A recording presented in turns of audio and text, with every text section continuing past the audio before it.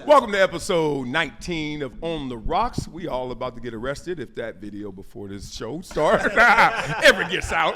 The way y'all talking, god dang. Nah, we ain't doing nothing up in here but having some fun, man. Marcellus Wiley, that dude.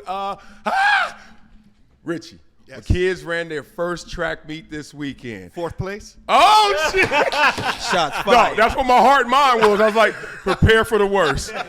First event was actually my daughter who didn't want to do the long jump. Okay. And she's 6 years old, top of the sub-gremlin division. She's a big 6-year-old, right? So I'm like, baby, just try it. Gremlin. She's like, gremlin. And so I was like, baby, try it. Yeah. She almost tearing. I'm like, I ain't going to be the daddy that forces his kid to do something. But we here for a reason. Like, let's get these 3 events in. She goes out there, never done it in her life. I said, baby, just run as fast as you can when you get to this whiteboard jump. And she said, okay. And literally won the long jump. Yeah! Won the long jump. So then what was next?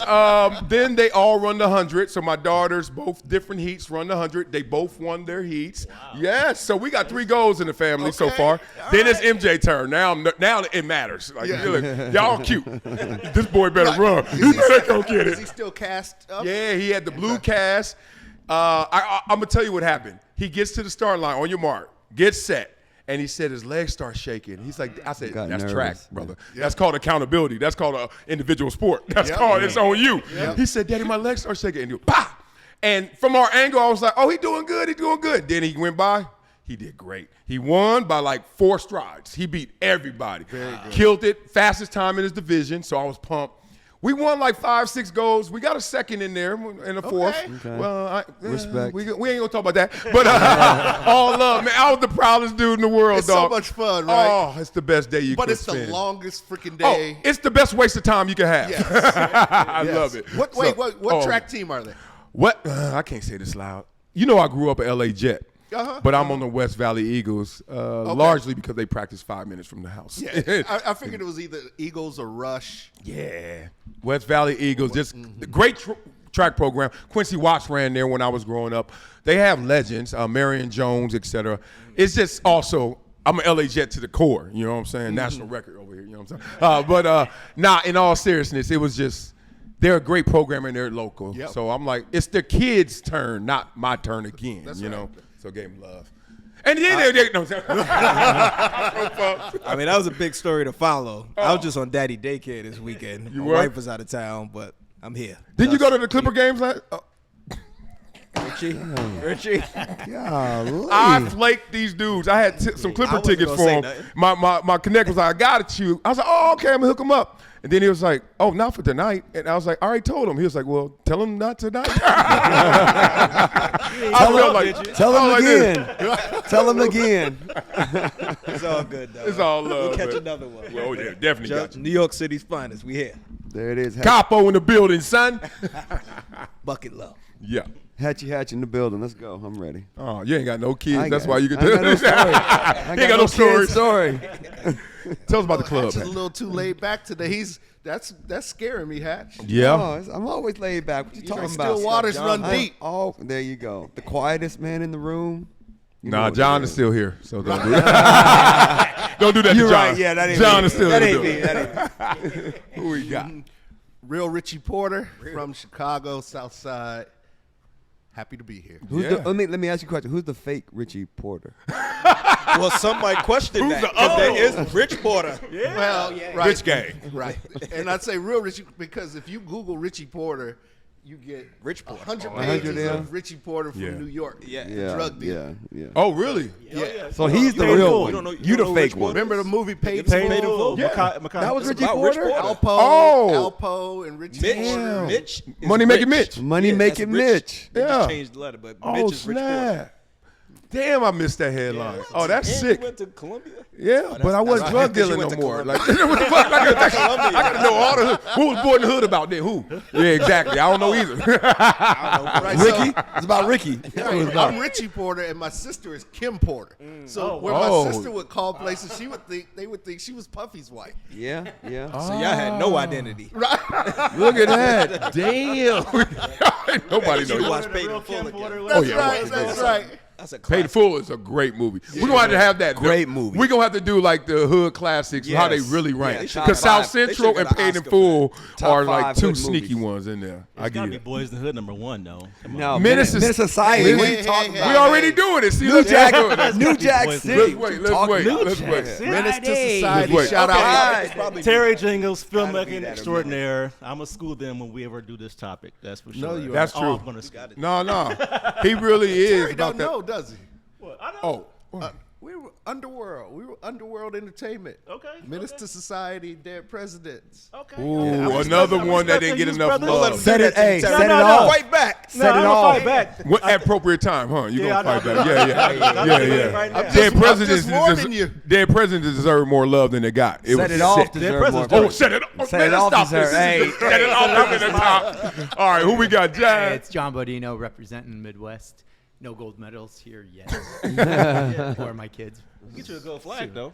Yeah. We're working on it. We're working on How old are the kids? it. 12, 15. Okay, so they're Yeah, in sports of some. Sports, yeah. Okay. Yep. What they doing? Soccer, football, Damn. volleyball. I'm getting them into golf. Okay. Oh Then my. then I can play more. You just starting at all the time consuming sports. Like he said, soccer first. Soccer eats your Long whole life days. away. Yes. Don't Yeah, sign it your does. kids up for soccer. Oh, yeah. Unless they 5. And then We stay away from the travel leagues and all that. We Oh, stay okay. away from that. I'm not. My weekends are mine. All right, good. All right, let's For transition now, to the for show. now. It's going For to now. change. Where your weekends may be yours, and obviously you're not watching the NBA because it seems like the decline in ratings is making some of the legends of the game speak. Magic Johnson says the problem with the game today and the ratings decrease is load managing. Like all these guys in their load management, you go to the game, they ain't playing, they sitting in the crowd with you. Kyrie Irving says it's the negative NBA media. He didn't want to say names. He said, I know all these guys. I'll tell them up to their face when I see them. But he's like, it's a lot of former players hating, and more importantly, hating by pocket watching. Always excusing their rhetoric by saying, oh, well, he makes that much money. I'm sounding like Shaq already, huh? He makes that much money. He need to be playing. Except Michael Irvin. So the point is, what's the real crux of the issue for the NBA? Is it the low management? Is it the hating and the negative attention that they give themselves? What do people want? I mean, you're looking at the money. The money comes in, and the money's just a product of the basketball game evolving. All I right? gotta say is, Terry, you're gonna win this argument with him in the movies. Motherfucker, if it take this long, we done watched 5 movies already. Well, the money comes with the evolution of the sport, right? The Definitely, players yeah. can't help the money. No. Everybody's going to take the money. You want to help them, And everybody who hasn't made the money, well, not everybody, because I haven't never heard you two complain about it, complains about how much money these new cats make. Oh, good point. And it's just straight hateration. I mean, I'm sorry for it, but that's just how it goes. As things evolve, people make more money at it. Yep. I don't think So, and as the league, the game expands across the world, and they figure out the merchandising, Yeah, and they figure yeah, out yeah. all these little things They're that always gonna make make money. more money, then they can pay the players more money. So what's the reason that people are just disinterested in the NBA? Is it more because they're making so much money? Or is it more because we're hearing negativity from it's it? both. Or we don't like the game? It's- What is it? It's both, because too much is given, much is required. So the old heads are not complaining that they're making more money. They're complaining or stating that since you're making more, we expect more. But the player is giving us less. If they played 82 games back in the day, and they were like, most players would say, I'll play for free, or I'll play for whatever. I don't care. Jordan played all 82, like 5-6 years. at Right, least. but now they're making more, and these players are playing 65, 70 games. So the fans like, you ain't even come. You're getting more. We're giving you more of our tax dollars or whatever they want to perspective they want to give from a fan base, but you're not even showing up as many times as you can. Not even showing up 82 times. So now it's becoming a perfect storm of, I'm definitely not going to see them. If I go and spend my money and they're not playing, I'm really gonna be pissed off at the sport. Yeah, but when I've never heard a fan say, I'm not going to a game because these players make too much money So and they that- load that's what I was manage. gonna say. I've never ever heard anybody say that. No, That's what but I you was- say this though. I've heard fans say I went to the game and he didn't play, Yeah. so now I'm never going back. I've heard that a lot. I've heard him go, ugh. But that's game attendance. We talking about ratings. So ratings doesn't matter because you're sitting at home. People aren't watching it.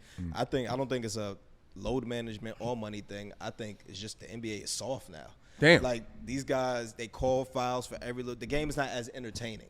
Like there's no structure.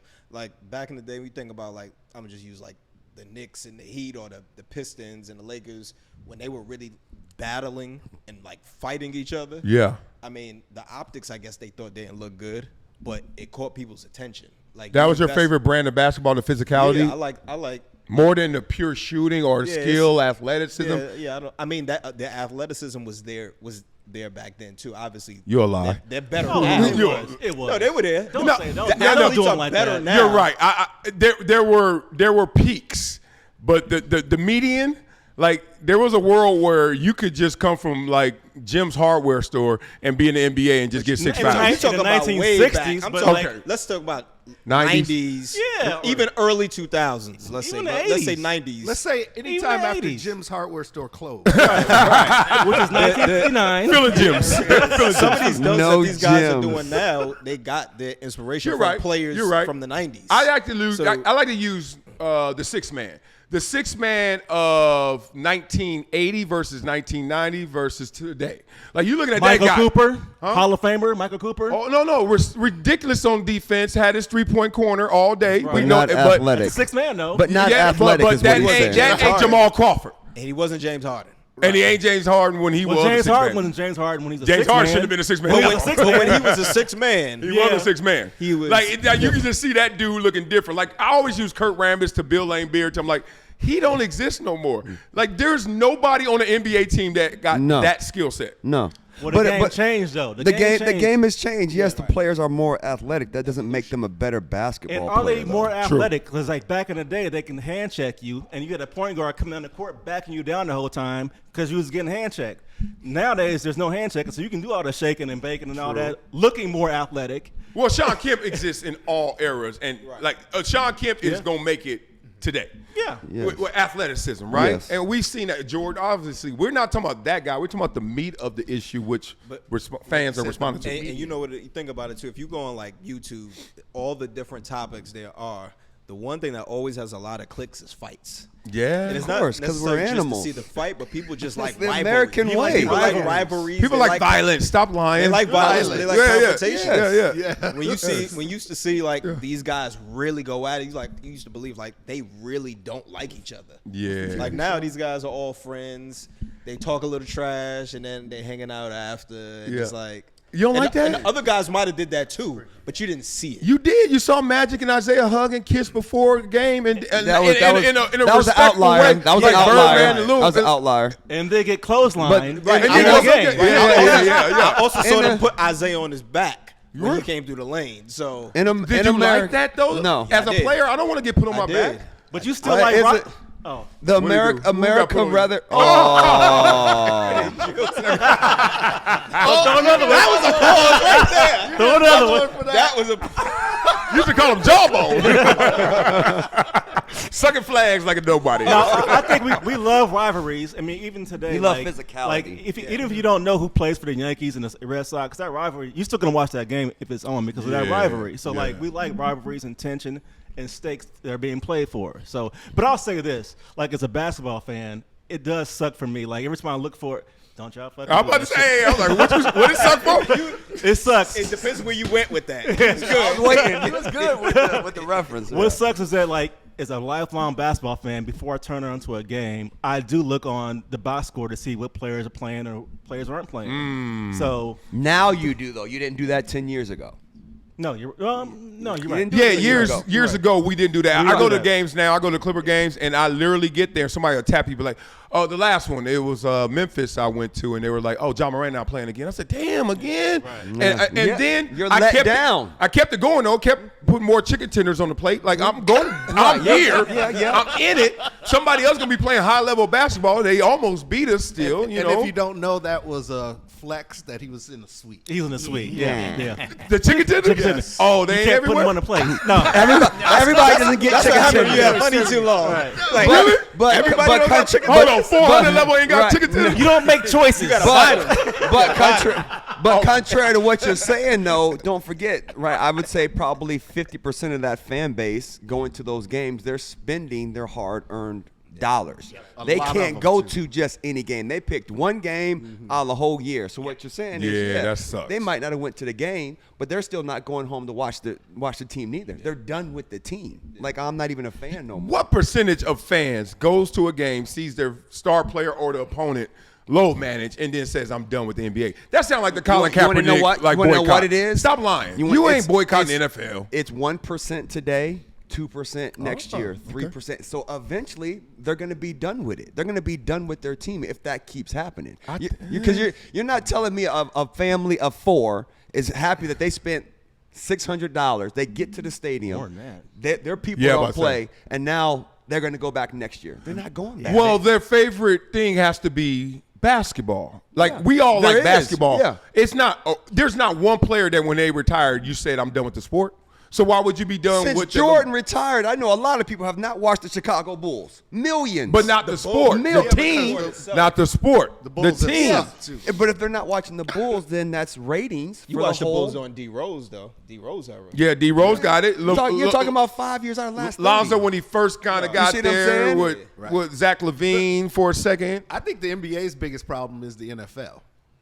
That's every sports problem in America. I mean, when it comes down to it, how much bandwidth do you have to Yes. sit in front of a TV Great and answer. watch sports when the NFL is dominating it all and sucking all the air out the room? All. And it's just and they do it masterfully.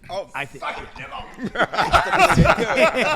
But the And they NFL took Thursday nights, which was a And now- basketball night. They took Thursday, Oh, no, Saturday, Sunday, Monday, Monday. which was Lord's Day. They gave took it, Sunday. They said, God, let me have Sunday that. was Sunday basketball. They check could God's live. pockets. They're like, Yeah, God, let me get that. Run it. God, you better check in. You got to check in on Sunday. what the NFL has though, they Save have that segue. the NFL has rivalries. The NFL has people who follow teams and like they're diehard. It's fans just a more barbaric don't sport. like That's it. It's a more barbaric. Ooh, that's sport. not true. Let me talk to you right now It's because I was more a player rep for barbaric 9 sport. of my 10 years.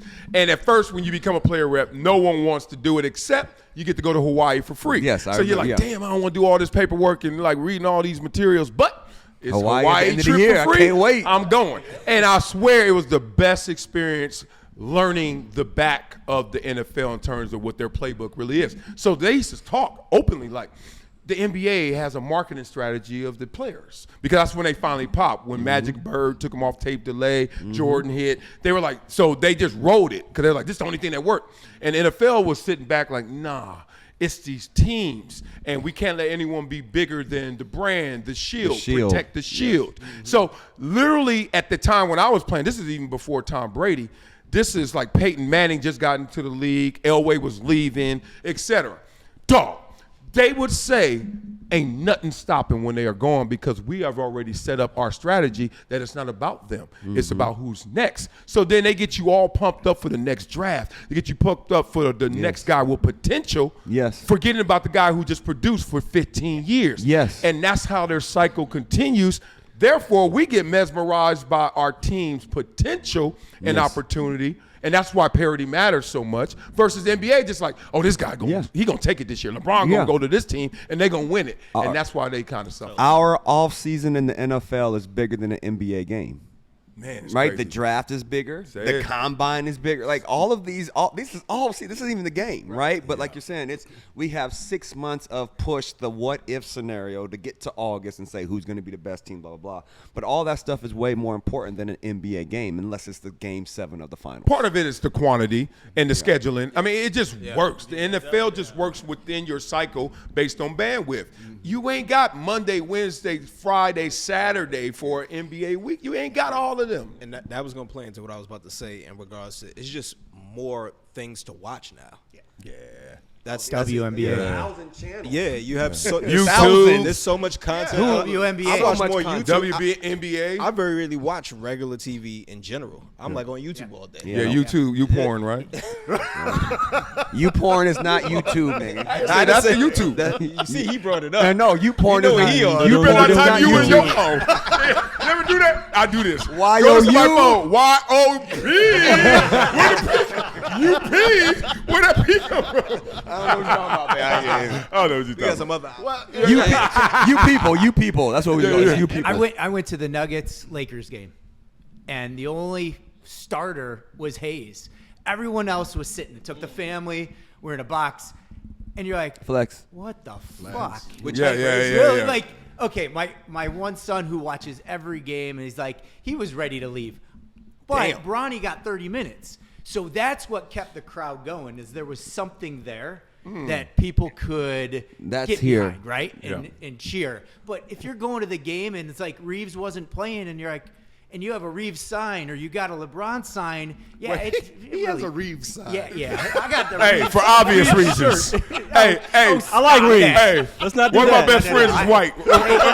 And dog, all he sends me is the best white players in any sport. I'm like, dog, his black players playing too. He's like, oh, you know them already. He gotta get a white guy love. I ain't mad. Austin Reeves But is the balling. thing is, Austin Reeves is a the badass. NBA breeds he's you nice. to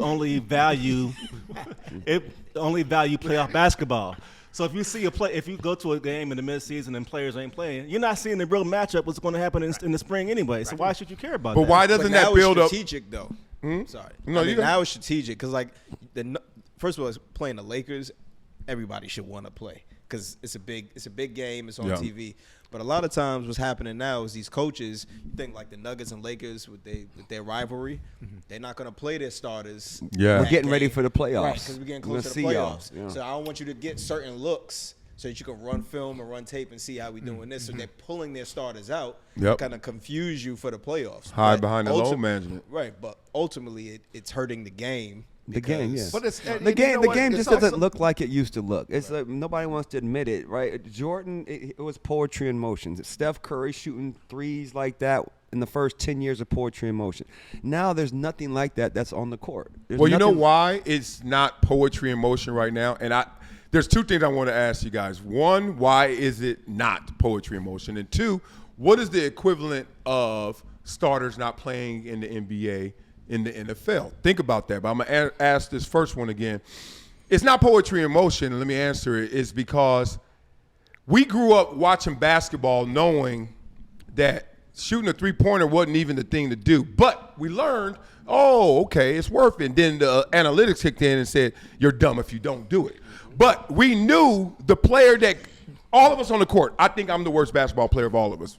I would say that.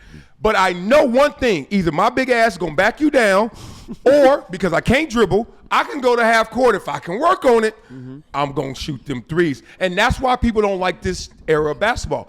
It reminds them of the guy who couldn't play, who just kept backing up and finally made a shot that you wouldn't defend. 1 out of 15. Because you're like, why are you way out there? Yeah, you ain't going to shoot that. You ain't going to shoot that. No, all right, whatever. I think that's why people hate basketball right now. I kind of agree with you. I was with you up until a certain point. It's not poetry in motion because these are all LeBron's kids. And nothing about LeBron's game is poetry in motion. Oh, good He's a freak of nature. He's big, he's strong, he bullies his way through to get to the lane. It's no finesse.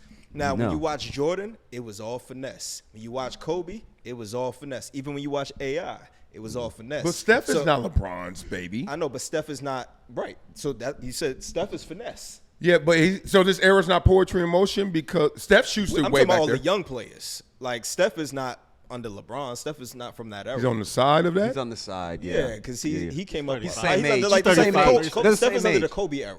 Well, I'm pushing back on you because I think this era, if you want to define it, people just mad that you're not doing anything that I can't imagine Yes. that I couldn't do. Yes. Like literally for real, the Yes. problem that undercuts Steph is like, I go to these camps where my son All them practices. kids think they can do Every that. kid walks in there is deadly from three. Now, can they play basketball? No, not all of them. But can they shoot? Yes, you can literally learn to shoot because that's a skill. And I think this era is getting defined by one skill, and people don't respect that skill enough. Now here's the pushback to that. Okay, go ahead. Because every era had that one player that all the kids followed. So when you was little and you saw Jordan, you was trying to do all of this in the air. You was trying to fly. Yeah. Everything Jordan did, you tried to emulate. Right. When Kobe came, there's a Same garbage thing. can across the street. People take that paper ball, yelling Kobe, trying to shoot. That ain't the same as Jordan. But who? It ain't. You just stress that. No, what I'm you saying, gotta do. If you you gonna be do in Kobe, class. I'm gonna give you another example. I remember when I was younger and Kobe came through doing the high crossover. Yeah. He was the first one I seen doing all of this. We would try to emulate that. But when LeBron era came, oh, here you go. Here, LeBron. what hate. did people do to imitate Nothing. LeBron? Nobody wanted to There be was nothing that LeBron. you could do. You ain't that. Which is my 6'8", point of why I'm saying 240. the game has changed. Because That's a good point. the guy who controls this era, You can't. nobody's doing anything to imitate him. But what is that? No one else is a freight train.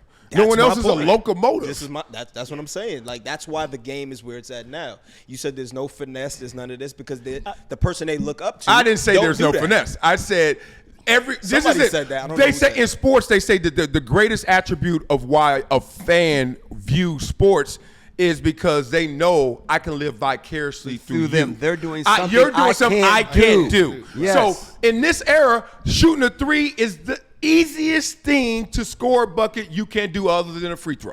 Like, every kid is sitting there, every fan, every parent is like, somewhere in our deep primal sense, our lizard brain is like, is that what we doing now? Just going to the gym and just shooting as soon as you walk in? Instead of gotta Working on maneuver, your game. gotta fly, gotta bump, etc. It seems like it's a little more complicated. At your age, you can practice a three-pointer. You can't practice a dunk. No, exactly. You know what I mean? That's the point. Yeah. Everyone is the guy next door in the NBA to us, except he's 7 feet. But the point is, we used to love when the guy next door was a freak. Like, Jordan was a freak, even though it was poetry and motion. He was like, I can't do that shit. Right. But now you look at Steph, and there's some part of your brain like, that was insane. But if I train, I can or I saw this I kid, can beat Steph Curry. Yeah. Like, Which it's you weird. can't, I'm just gonna so y'all push know. back. Push back, please, I'm gonna 'cause- push back. The game is filled with poetry and motion. It's like all these kids are very highly skill wise, and it's so across the board that you get used to it. There Like, you go. They're all taking the same trainers, and they're all doing the same skills. Great It's point. like wasn't anybody like Jordan was the only one doing these reverse crazy layups back in the 80s and 90s. No, Now, Dr. J was before that. okay, The guy off the okay, bench can OG. do that now. But I'm saying everybody does that stuff now. Yeah, you Everybody do. has a crossover Yeah, now. yeah. Everybody has a fadeaway 12th now. man. Yeah, so that like we're so used to the skill set that we're not even like, oh, we're numb to it now. Mm-hmm. No, that's true. So That's a good Yeah, point. that's a great point. That's the best point. We have got numb to the greatness. All of my friends' kids are high-level basketball players, right? And they're all seniors and freshmen in college. They're training. They all train exactly the same way. These trainers put them all through these same drills. It's like dribble, dribble, step back, dribble, dribble, cross, cross, cross. And friends who we know who are pro NBA players look at that and they're like, look, all that's good, but you don't need all of that either. So, but they're ingraining it into these young players' heads that this is how you play. And it's kind of weird because it is you do get used to it because the centers can do it. The tallest to the shortest are all making the same move. Well, everyone That- gets trained as a guard now. I was gonna say that might be the problem right there too, because all the elite kids now have trainers. Yeah. and they all practice the same stuff. Back in the day, you used to get your skill set from going out in the To the park, park, yeah. and just playing against kids you never seen who That's play right. completely different. You just got to figure out what works. The creativity. In that moment. Now everybody's doing the exact same moves. They go into the exact same training. Well, you remember Jordan famously had a trainer. Remember, I forget his name. Yeah, you know what I'm talking about. And Yeah. that was like the first trainer I heard of. Tim Grover. Tim Grover, yeah. So imagine Jordan is but like he didn't work on his basketball. He worked on his on his Strength and body. conditioning. strength and conditioning. Yeah. So he's like one of the first guys to get a trainer because that was like late 80s, 90s, etc. But my second question was the NFL equivalent to what they're doing in the NBA in terms of load managing. Imagine this if the NFL pulled this off. You're going into a stadium and you're going to see the Chargers versus the Ravens, right? We're going to watch them boys play, and then they make an announcement. Herbert Lamar and Jackson. Justin Herbert out. Dog, it's happened before Those with a starting fans quarterback are ain't playing. going home. I am like, I Back don't. to the original. It ain't the same They're as going when home. James Harden ain't playing. No. It ain't the same as Kawhi, but Right.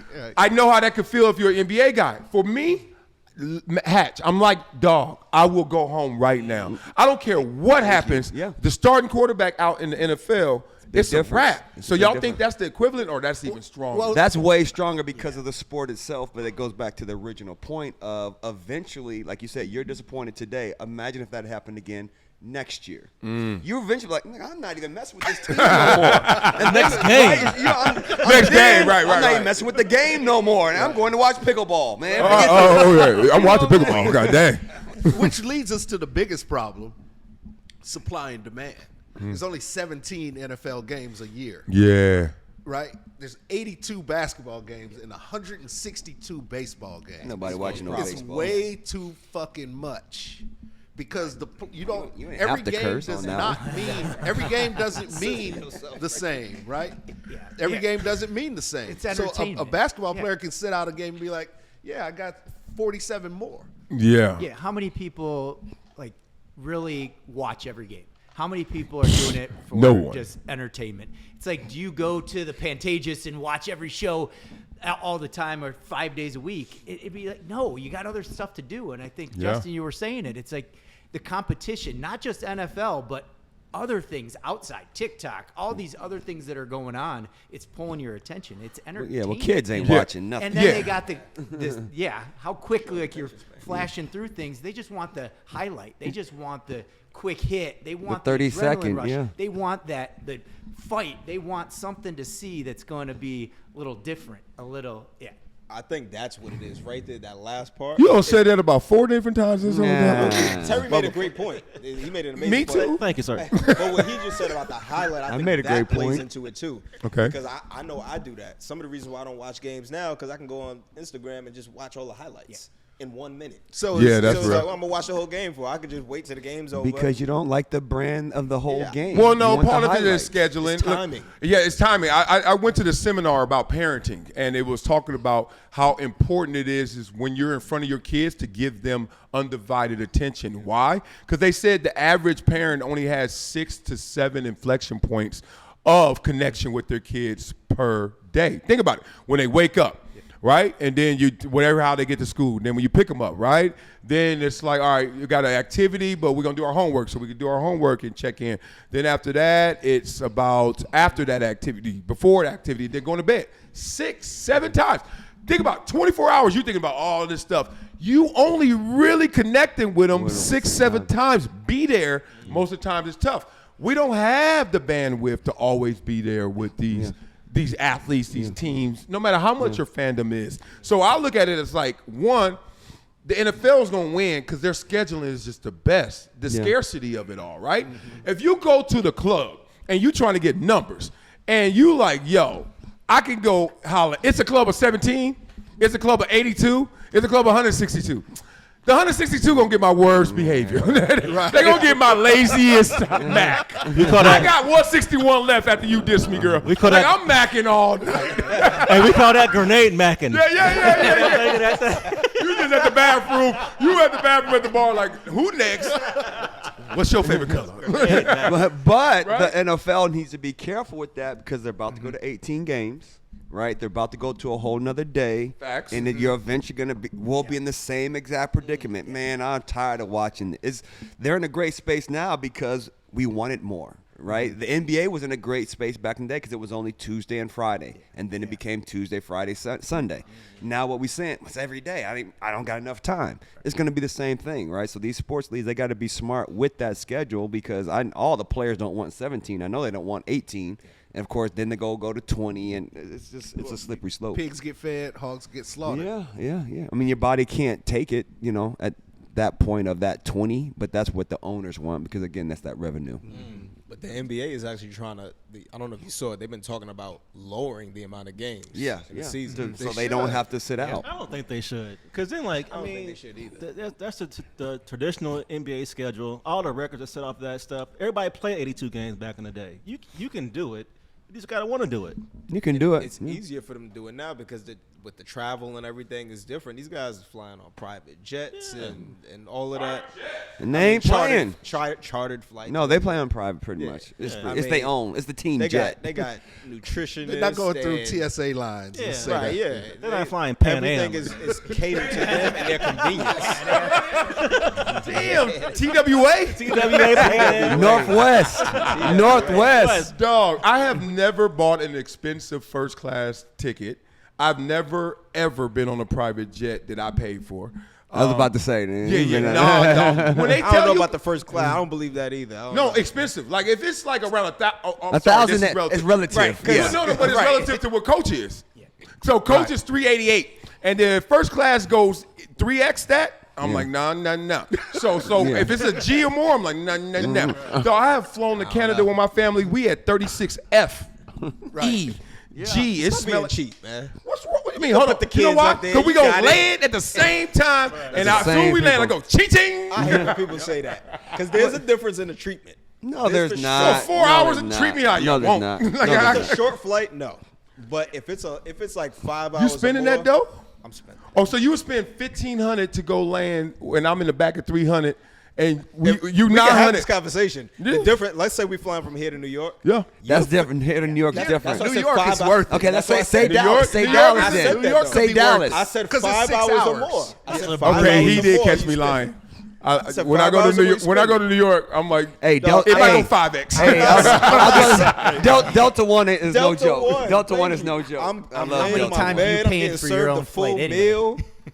All the drinks I want, that's worth You the don't want, money. Then you be don't get, sitting you in the get back drinks, like this. You get drinks in the back, and it is still gonna be less than and what you'll I'm be paying sitting for. like this the whole time for 6 hours. If you ain't been stretching, it's okay. That's Or on if you. you, You'll if be you like can Russell do it, Wilson on the if you can pay for it and it's not going to hurt you for that flight, Yeah. just treat yourself. No, it's not this. The only thing that makes me want to spend for first class literally is not the treatment and the service, even though it's nice, sir. I give you that. It's the shame that I feel. Shame. Dog, I'm not gonna lie. I'm telling you about my ego. I'm walking on the plane and somebody's like, "Hey, what's up, man?" How And you gotta keep keep going. And you gotta go better. And then his family doing this. I'll trade you houses. Pull one of these. You gotta, hey, you that gotta, is you real gotta let thing. that, you That's gotta a let real that thing. go. I'm saying, if y'all don't feel that, y'all ain't living. No, that's a You real gotta let thing. that go. You gotta let that go. I let it go when I walk by, but I'm still picking gotta it up let when I'm that go. walking to him. I'm like, oh God. And I'm like this. You be doing this? No, I've done that. I agree. I've done that myself. You gotta let You that look go. at here. Hey, Wiley, what's up, baby? No, that's a real thing. Let me cut That's an a real Uber thing. Black That's when I not a real land. thing. It is. I'm gonna get the Uber Black when I land and show these. The problem is they're not gonna see you when you get out the airport. Oh, they it. gone. They gone already, and they remember what they saw on that plane. This is the worst. 36F. Dog, the ego. Dog, when I was single, I was like, dog. It's a real thing. I was single. I was like, dog, you're going to have to pay for this first class. Because, not all the trips are NFL sponsored and stuff. So I'm like, damn, it's on me this time? It's on you. And I'm like, man, if I get on this plane and there's somebody on there I want to see, and I'm in 36F, she going to be on my head. They're like, what's wrong with him? What's wrong with me? What's wrong? What happened? I gotta get He fell off. He fell off. I got Fell This is my best story ever. I actually had a girlfriend that I met on a flight. So it was delayed. We all in the airport just waiting. And she see me because I saw her. I love when people say, man, what was you looking at? I was like, that mean you were looking. How you know I'm looking if you ain't looking? So I'm like, girl, you staring at me too. Anyway, we get on the flight and I'm in like 2C or something. I'm right here. Yeah. And then so I put the elbow out a little wide, when she walking by, she hit my knee. I was like, oh, it's okay. Right. So then so she go, all right, so 3, then she go past 3C, then it's, that curtain. You go past the curtain. Yeah. I was like, damn, she live in the hood back there. I was like, all right, we gonna be all right. She go all the way back. I mean, she deep, right? So I'm like, I ain't You was up there. But she knew where I was. So then my best friend was on the flight with me right here. I said, take one plug. for the You already team. know, the I said, plug. take one for the team. He said, not a problem. Say less. So he go back there, and then he come back. He's like, I don't think I should do that. I said, you right. He came, he went halfway, and he was about to go get her. I was like, thank you for coming back. Be a gentleman, right? So I went 6, 7, 8, 36, and I go, I said, excuse me. I just saw you before. I don't know what I said, but I was like, I saw you earlier. Yeah, Would I love hope to it was continue better this than that. conversation. Yeah, I was like this when I'm alone in my room. Sometimes I Stare at the wall. In the back of my room, I hear the conscience call telling me I need a girl who's as sweet as a I'm alone in dove. first class. I do know how the rap ended. About the I was day. like, sit next to me up in first class. She was like, no. Her girlfriend was like, girl, go. You better, girl. We back here struggling. Wait, your boy gave up his first He class gave up his seat? seat. So That's a then we different went back level up of there and he taking went one for back the there. Oh wow. I mean, it wasn't. I hope you still send him fruit baskets. Oh, Jabari, my His ace. boy. That's my ace. I knew who you was talking Okay, about without okay. saying the name. Yeah, I would have done it too. Not a problem. Because he Now saw see, her friend. here's what I'll tell you. Here's what I tell you. That was first class rookie. Because what I used to do is have the flight attendant send a drink back. Oh, gee. Yeah, I never heard that. Blue Oh, Roll. player. I've never heard that before. Teddy Pendergrass. That's smooth. That's what I used for to you do. anyway. So that's smooth. That's smooth. See, like, respect that. how smooth is it? It come with a napkin. God dang it. It come with a napkin and a little clear cup. For Free you, drink. but not free for them. Hold on, which one's smoother? I hate to be competitive all the time. I went back there and got her, or him. Him. His? Because he sent No. somebody to do it for him. That's No, bossed you went back up. and got her. Yeah. That's bossed He got. up. He won. No, you- What would James Bond do? Sending the flight attendant looks more bossed up. That's gangster. Oh That's God, good point. That's more play. Oh God, I was on the. I ain't gonna do. I was on the flight next to George Clooney before, and then I realized what fame really looked like. Right when you get on those, but we'll do that story. another Networking time. too. That's a small part of it. Oh, First that first class networking is a man. Every time I've been on a flight. Oh, you gonna meet Oh, you somebody. gonna meet you start somebody. To, oh, what Yep. do you do? Blah, blah, blah. Yep. Every time. Yeah. Every So time. you play sports? That's the first thing they think. Okay. Or you're an entertainer. Yeah, you an entertainer, right? For sure. Yeah, That's yeah. what they think every time. Really? They look at you and they think that? Yeah. That's crazy. You usually don't dress crazy. like he in MASH.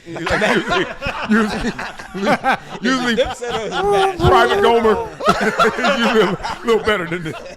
All right, let's get it. Hey, stop. Oh, You call me old school. You He just bring use- up mash. Mash. You know you Gomer. old when you And bring up Gomer mash. Pyle. dog. I love it. I paid attention when I was growing up because I wasn't outside. I was watching Mash it. meant it was time for bed. That's Yeah, what mash meant. MASH meant it's time to go to sleep. MASH was like When that literally a violin show. came- That was a lullaby. You know what's so cool? I just watched something on Instagram yesterday or the day before, and they were like, everybody knows MASH by that theme song. That song. But Yeah, nobody absolutely. knew what the show was Oh actually no, about. no! When you turn it I off, have I no never clue what seen. MASH never is seen about. this show. I used to watch it So every true. week. I don't know what MASH You're is like, about. you're like, oh, Dude, all right, that's It's 3 it. in the morning. it's time to take your butt to bed. No, that was musical NyQuil. Yeah. It was putting us all to bed. I was like, all right, Dukes of Hazzard went off. All right. I don't got my hour of racism. I didn't know that existed. Didn't know. No idea. I had no idea. No. Till yesterday. Just like about 2 years ago, I'm like, they was doing that. I like that back flag. then? I like that flag. I thought it was cool. I didn't know. I want a car like that. I had a I had a car. I bought the General Lee, my Hot Wheel set. I had the General Lee. I was like, my mom bought that T-shirt for me when I was a kid. I was like 6. I wore it one time. And got beat I up. looked for it again. My dad threw that shit away. I said, "Where's my T-shirt go?" I ain't wearing that around I here. had no dog. idea what no it idea. meant. I had no idea. Boss Hog, no idea. had See, they no threw us off idea. with Daisy Duke. right. Daisy Duke made it Right. all palatable. Like we were like, oh, we good. Daisy Duke, she gotta be cool, right? Oh man, they got us. My good. dad All introduced in the me to family? Sanford and Son. Oh yeah. In All in that, the you family, got to too. get up and dance to the theme song. That wakes you up. Yeah, that was gonna Quincy do that. Jones. Theme Show song. That was theme Quincy song. Jones. All right, we're gonna put that down. Let's get into it. Let's transition because it sounded like all of us was inside. And this week there was a big story about somebody who was outside, and Big U arrested on RICO charges. up, buddy? I've told you guys before. I grew up in the neighborhood. Big U. I know Big U. Know his son. Yep. It- Play for the thing about Chargers. getting charges, locked up, whatever it may be, is how it affects so many, even outside of just the person we're talking about. So what this conversation I want to really have is, we know that the charges, I mean, it's everything from human trafficking, murder, extortion, kidnapping, etc. It's the laundry list. But I want to really talk about the effects of that life, that gang culture. I think we all had to navigate to some degree around someone at a time who wasn't doing the right thing. Now, I'm not trying to say anything specific about these guys, but I know what this life is like, and we all had to navigate around it. So I'm going to start with you, Just Blaze, especially because you're an East Coaster. And I'm like a hybrid because I grew up 18 to 23. I was New York, and it was like, oh, this is different, but a lot the same. So talk about your navigations around that life, that culture, even that gang stuff. Well, I look at it kind of from different ways here. I navigated to a certain point and then got caught in it a little bit. Oh. But what I will say is, and I'm assuming everybody here, the era that I'm from, back in the day, if you was outside and active, these guys, you didn't even take pictures because you didn't want to be seen at certain places. You didn't want to be identified with certain people. What's going on now is always mind-boggling to me because all these guys literally are telling on themselves. Like they're literally on the internet. You can pull up any of these gangs, and they're literally saying, "I caught this body. I extorted this person." Like I don't get it. I don't understand it. But they're telling on themselves, and then when they get caught or they get locked up, everybody's like so surprised. But it's like, if you were like 21 and under, I kind of get it because you're growing up in social media era, and that seems like the norm. But if you're older than, if you're 35 and better, I don't understand why you're doing some of these things, why you're putting yourself in these positions, because you know exactly what's going to happen. Is it as simple as if we had the same devices, mediums, opportunities? Because would have done the we same used to thing? all go play games in front of each other around the corner, and your parents would say, "Long as you home before the lights come on," right? And you do it. But imagine if you went to play those same games and somebody had a camera phone. So now hide and go seek or hide and go get it, the game we used to play, which is like, okay. And everybody's just playing and touching and, oh, you kissed Tiffany, or, oh, y'all took a long time to come back, you know, all that stuff. Imagine somebody had a camera and you 12. We just doing you truth, 15, truth you dare, 15. double dare, promise to repeat. We doing Yeah, that. yeah. And they all had these cameras. games. Yeah, we'd be in jail. Truth or dare, We'd be in jail. consequences. Yeah, Yeah, we yeah. played all those games, Yeah. but we knew There was no consequences outside of that little circle. will we have done the same thing. I get where you're going with it to an extent. I agree, but I remember my tail end of high school is when like the camera phones started coming out, right? And if I was doing certain things, it was never in my mindset to go, "Ooh, let me take a picture of this." It was like, "Don't take a picture of it." So I was thinking this at that point. So I don't know if I would have. If I'm What doing year is that for you? 2001, 2002. So you could be 2004. Some of these kids and people we talk about, 21 years old, they were born in 2004. 2005, yeah, 2005. That's what I'm saying. Yeah. That's what said. Dog. Under a certain age, So you're help born into it. From hello, you thinking it's all on the good To be on camera. to do on camera, right? So now all of this stuff gets out there, but that's on camera. That's one element of this. It's like, dog, you guys got yourself kind of caught up by talking about it. But the other part that is more important to me and interesting is, forget the camera. It happened. Like I had to walk. My worst experiences growing up were not even physical encounters. It was the mental warfare and combat and anxiety I had from, oh, mama, Chris Shaw played Dorsey this weekend. I want to see this big player play this big. You ain't going to that game. Okay, then I'm like battling a little bit. Like, can I sneak and go? Nah. All right. Damn, I'm gonna miss out. Okay. Well, then you hear somebody got shot at or shot or killed. Then you're like, I'm glad I didn't go. Right? But then it's the next week, and you want to go, and I want to wear my Raider jacket. But then they like, oh, don't wear that jacket. And then you wear that jacket, and then that jacket come up missing. Or worse, somebody take it from you. These are all real experiences. Then the next time you got on your hat, and I shouldn't have wore this Boston Red Sox hat because I know what it means. But come on, I'm a kid. I'm a I can kid. do it. Yeah. I like, and then they come jack you. It's like, I'm just one good kid. Imagine all the stories and the navigation, the amount of RAM you had to use just to try to get home every day around the BS. When I was in, I don't mean to cut you. I don't know if somebody was jumping in, but when I was in high school, I literally went to the rival neighborhood high school. So I was from Southside Jamaica, Queens. I went to school in the North Side. Literally, it was a brawl my freshman year was a brawl every single day. So what we saying? 50 Cent high and Nas high? Right. what So we- like where 50 lived, my Yep. grandmother, and, like his grandmother and my parents lived around the corner from each other. So it's the same neighborhood. Supreme in them. Like, So I've seen the documentary. here's a prime example. So like Yeah. you know, Irv and Ja Rule, they're from Hollis. Okay. I went to school close to there. All So right. you see how their rivalry is. Yeah. That's what it was in real time. So how did it play out in New York? What is like A lot of fights. A lot of until fights. Until it got to a certain point where it's like, all right, well, you're here. We're not going nowhere. Yeah. We're here every day. We did this every single day. I'm telling you, for probably like 3-4 months. What side did until you fight people on? just got tired of fighting? Huh? What side did you fight on? The north side or the south side? No. I'm from the south side. I went to school in the north side, so we So were which in one you their picked? neighborhood. But those were your boys, He's on right? defense. So- Which one you Maybe picked? some of my boys now, but it didn't start off like that. But did you have to fight?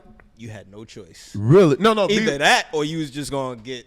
What happened? See, I know this because there was a big race riot at my high school my senior year. And back in L.A., my days, it went from like the Crips and Bloods and all those fights.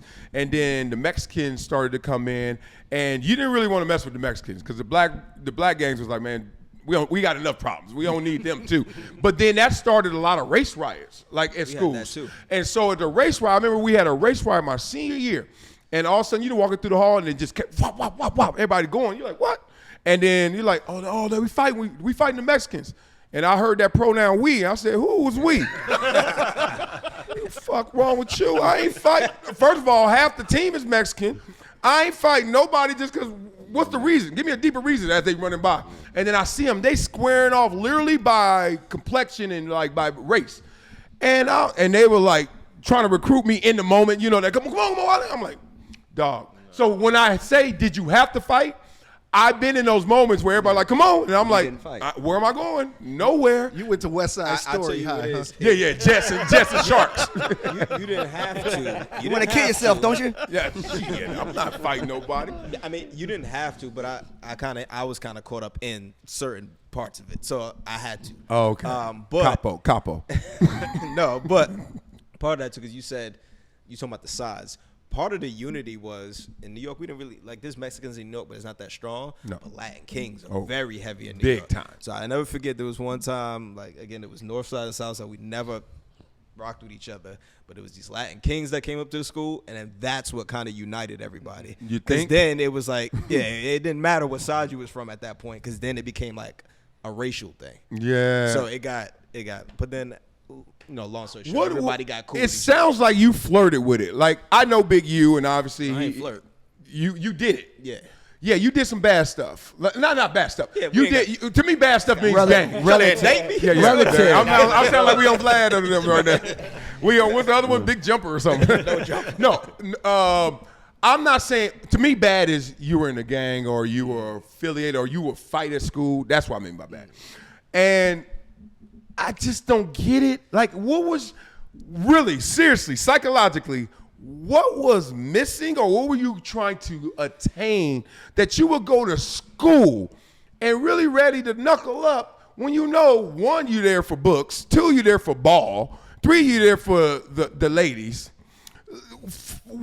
How does that jump past those 3 that's the thing you do that day? So those were all my priorities, the things that you said. And I was always the kid that I knew I was intelligent, smart. Even my teachers used to say, they were like, you know, if you just apply yourself. If you just apply yourself, If you apply yourself more, your little gangster ass I apply used to, yourself. like, I didn't even study for stuff, and I would pass tests fairly easily without trying. So I always knew, like, I was going to be on the right path.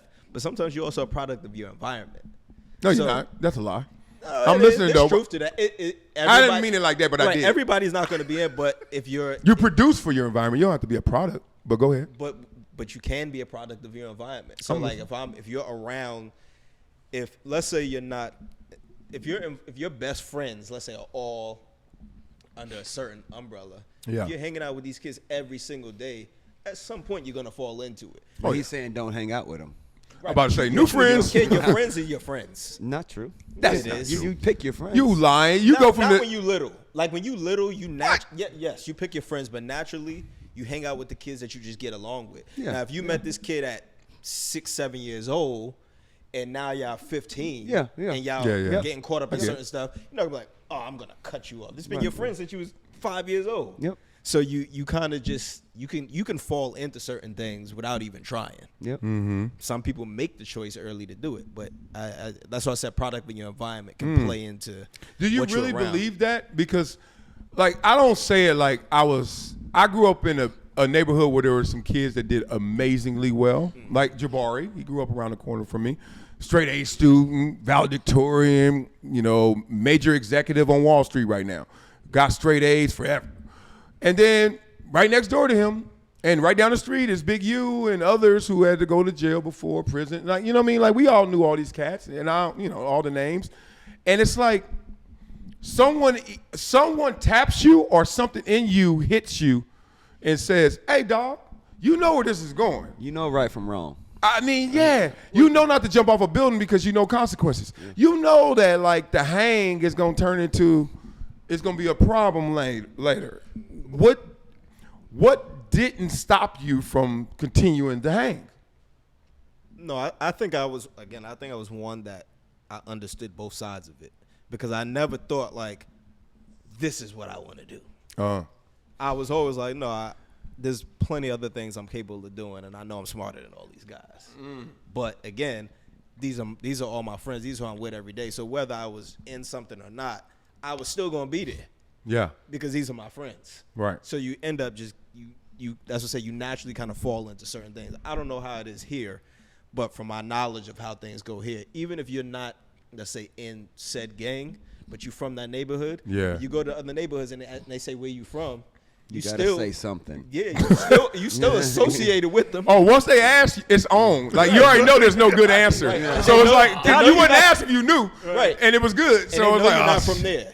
So Yeah. whether you in that or not, it's association. Yeah. So you become a product of your environment. Whether you choose or not, you still are from that neighborhood. No. We know what's in that neighborhood. Yeah. Look, I'm saying this trying to, like, inform, like, youngsters more than anything. Like, we grown, we get it.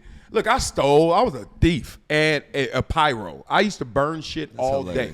Like no joke. You want to go to the Tesla dealer with me? Oh! I'm on the right side of that Go to one. his garage. They're right here. We got 3 Teslas. The garage. There's 3 Teslas right here. We're not doing that. But no, in all like, I did bad stuff growing up, and it's almost like the grace I'm gonna give my kids, because I know I used to burn up anything. I used to grab a whole paper towel roll. You know how it come out, the big bounty roll, and throw it in the sink and light it and just stand there and be like, this is amazing. And then my mama finally called me one time. You like the Joker from He was Batman. he was like that kid on Which Way Is Up. Remember the Richard Pryor movie? Yeah. Okay. Burn stuff all And the I used to time. do it till my mama put them paws and that belt and that extension cord on me, and I never did it again because it hurt too much. I used to steal until I told you guys my principal got called, and they said, next time we're not calling her, we calling the police. And the police coming to get you, you're going to be gone. And I was like, hell no, never stole again. But that's me, and I'm a goody two-shoe on purpose, right? So I get it, like you can fall off. But when we talk about this indictment, we talk about all those affiliated and associated and what we had to deal with. What'd you have to deal with? You from Southside Chicago. It sounds like an O-Block story gonna come out your mouth somewhere. Well, the South Side of Chicago is a mixed bag, right? So you have, and all black people on the South Side of Chicago, everybody comes from nothing, right? So my father came from nothing, like on 28th and Cottage Grove, right? Which is the hood. But you grow up in black neighborhoods that are buoyed by job creation in the city. And, precinct captains had certain jobs they could give out to the residents, right? So it fostered a bit of a middle class where people could buy homes and good public schools and all of that stuff. So it's always a balancing act, right? So you balance the good kids at the good schools and the kids who maybe not have the same kind of opportunities, but everybody is together. Okay, excuse my ignorance. Is Southside Chicago all black, and is there good parts of Southside Chicago? Southside of Chicago is not all black. Okay. There are some really good parts of Southside of Chicago. Really? Like, damn, that doesn't get out. Yeah, like really good parts. I grew up in basically 3 different kind of neighborhoods. My grandmother lived in an area called Bronzeville, which was all black and kind of lower on the financial status. Okay. Right. And then my parents lived in Chatham, which was a middle class working environment. And then we needed a bigger house. And as my father's jobs got bigger, we moved to an area called Beverly, which was Beverly? Yeah. It's always money there in Beverly. and Jefferson's. it was bigger houses, and it was a white Irish Catholic neighborhood. Oh, and that's the South Side of Chicago? And literally, there's a train track right here and a park right here. We lived right across the street from the park. Right on the other side of the train tracks is all black. This side is all white. Like literally two black families, mine and one other, when we moved there, and they got their windows broken out as fast as they could put them in. They didn't mess with our windows because my father was a judge. Okay. And then you know who the next black family that moved to our side was? James Evans. The Farrakhan's. Oh, okay. That was a good joke. You had to step on it like that. I caught it too. But the Farrakhan's. So, they down here now. They're they family. out here. They out here to go to our school. those are my people. Yeah. Oh, really? Oh yeah. All right. Absolutely. But so it's a balance in that, and the thing is, Chicago is black folks on the south side of Chicago don't mess with black folks on the west side of Chicago. Right? And white folks on the north side of Chicago don't mess with white folks on the south side of Chicago. It's very regimented, and used to be the most segregated city in the whole country. Somewhere in Mississippi, they're hollering back like some city, Biloxi. Big city. Right. They're like, I don't know about that. Vicksburg. Yeah. You know why we so segregated? Ain't none of y'all here. But I hear you. But here's what I would say. You brought up something very interesting. Your boy Jabari lived here. Big U lived right down here. Yeah. Jabari's running something on Wall Street. Yeah. Big U's probably has the same skill set. I know. It's the same skill set. I know. But he applied it to a whole different thing. Right? But Great but point. the way you have to be a CEO no matter what. Right? You have to have lieutenants, your managers, your directors under your CEO. It's the same structure, but it's just one is criminal and one isn't criminal. Different application. Damn. Yeah. I just want to piggyback on that real quick, because when we talk about like my stuff, I was a kid. These guys are grown adults. Yeah. And I think at a certain age, you don't fall into that. If you 18 years old and you jumping into this stuff, or you 21 and you jumping into that, it's like, what are you doing? You should know better. Well, like all those rappers that all of a sudden start banging when they grown get. adults, and even online, these guys who be telling themselves, they're not 20. Some of these guys are 30, 35, 40 years old telling on themselves. But to your point of being a product of the environment, they also got into it when they were young. But so some of them did, like some of the, but Okay. yes, that's true. Yeah, like But- I like Frosted but I did Flakes, stuff when I and was young. I know how bad they are. Right, I did stuff when I need was them young, just like you said, you did stuff when you was young, but you got to a certain age, maturity kicks in, and it goes, I'm too old for this, and then you stop. These guys Some are, people maturity never kicks in for people.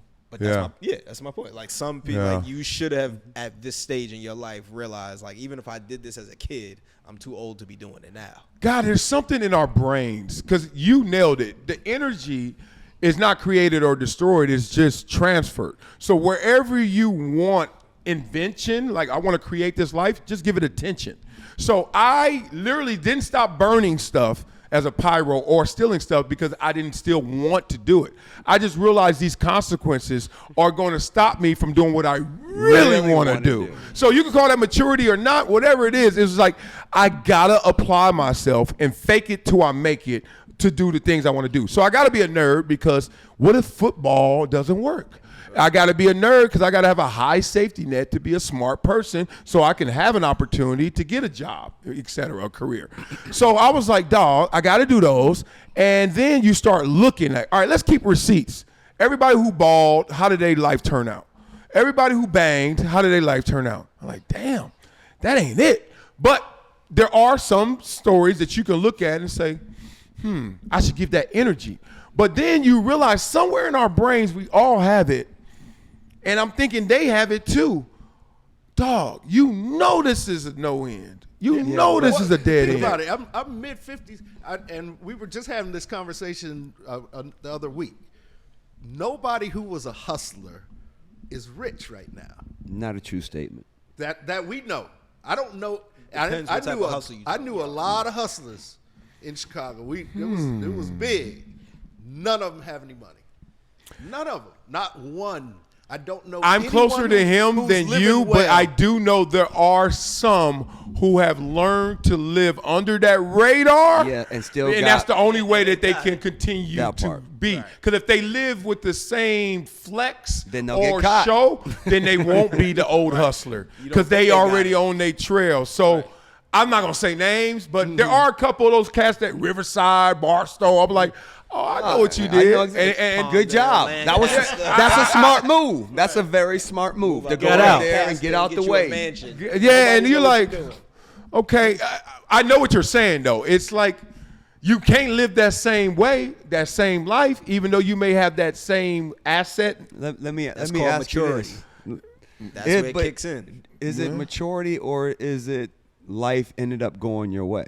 Right? Here's an example. If you were not in the league, right, would you still be stealing and or pyroing at the age of 25 and 30? Because it's in your blood. You already said you love to do it. Yeah. But since you're in the league, you're like, I have a reason not to do it. Yeah. Right? But at that point, you're like, you'd be broke. You'd be doing this, whatever. You might start setting the Palisades. fires. You might be setting the Palisades for money at that point because we don't know. Because He did it. There was one right over here. We have solved the case. That was you. Right over But if you were going to get paid They for get doing close. something that was in your blood, like in your DNA, that you thought you might be that guy. You Dogs, don't know. this is our conversation, and I'm not gonna lie. Growing up, I used to tell all my friends when we used to have the gangster gangbanging talks, do you ever want to get jumped and stuff? And I would say no. And I was like, I know my personality. If I ever join something, I'm going 100. So I'm not even Yes, trying to get I'm all cred. in, yeah. I'm just going to be the best at it. Yeah. So I will be the best gangster. And I was like, I'm not tough. Yeah. I'm not hard. I don't want to walk around with that energy. I don't want to get sweated. So I never did it. That was the reason I didn't gangbang, simply because I knew the energy you had to have on defense. My uncles were gangsters. They shoulder stayed like this, even though they were walking cool. I was like, dog, you always thinking of something bad. And I'm like, he's like, nigga, you don't know what's happening. I was like, okay, I get it. So I was like, that ain't my life. And I, like, for the amount of money you got, you still staying with grandma? Nah, B, I'm not doing it. I lost 2 uncles to murder, to the streets. One committed suicide because of the street life. Like, I can't do it. So I knew that was my deterrent. But here's the scariest part. We used to have this conversation, like, girls out here in LA be judging. And it's gonna come back. Trust me, walk with me. They be like, them girls over there, they fast, they be doing too much. And I was like, in LA, if you cute, you can be a model back in the day, video vixen, whatever. You get some money off of just being cute. I said, there are places in this country or this world where cute ain't enough. I was like, so they do other things. And they were like, them girls, they stink, they hoes, they ain't shit. And I was like, if your belly button ever touch your back, like some of them, and they ain't got the outlet of just standing in some video and getting paid, what would you do? And I said, let me answer that for you. Exactly. If I ever was in a situation where it had to get real, I'm the realest they ever wrote. And I'm not proud of that. I just don't judge people who got to do some things that they do. And not all people got to do it, but there are some situations where I'm like, man, I ain't gonna judge. That's why I tell people, and people don't want to believe it, but there are a lot of gangsters in Chicago, New York, LA that are just as good as CEOs that you see in our top Fortune 500 companies. He was just talking about. Right, it's like, and sometimes better. There's some things that I did in college that was genius ways of making money. I can't say it, but it's like, but it was survival. We good.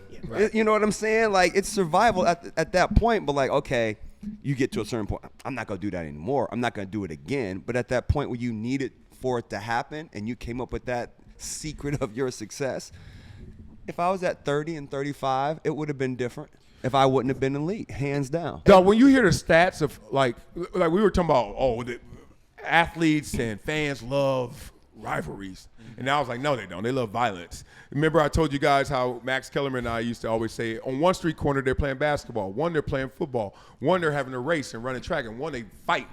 Which one's going to have everybody watching? You watching the fight. Barbaric. We Right? barbaric. We're watching the fight. Then we're going to watch who run that race. Like, did he beat you? Like, you know what I mean? But you always go to that. I used to look at stuff and say, damn, dog, the statistics on murders, like deaths by homicide, and I'm talking about bringing in wars. Then I'm talking about bringing in holy wars. Like, these are all, sometimes it's good people say, we got to go there. So when I look at someone on the low end of a spectrum, low vibration, not enlightened, and I look at somebody high, I always bring it back to, we all humans, man. Like, most people have died in this world, if you're talking about by the hand of another man, in a holy war. Right, over like, religion. Like, over religion. Like, Over it religion. ain't over even the street corner. Right. That Over to me girls. is so fascinating. Over money. Yeah. Those are the big three. Those are the big Religion, three. girls, and The whole world's because of a girl, fighting over a girl. All them movies from back in the day where show like territories, always over a girl.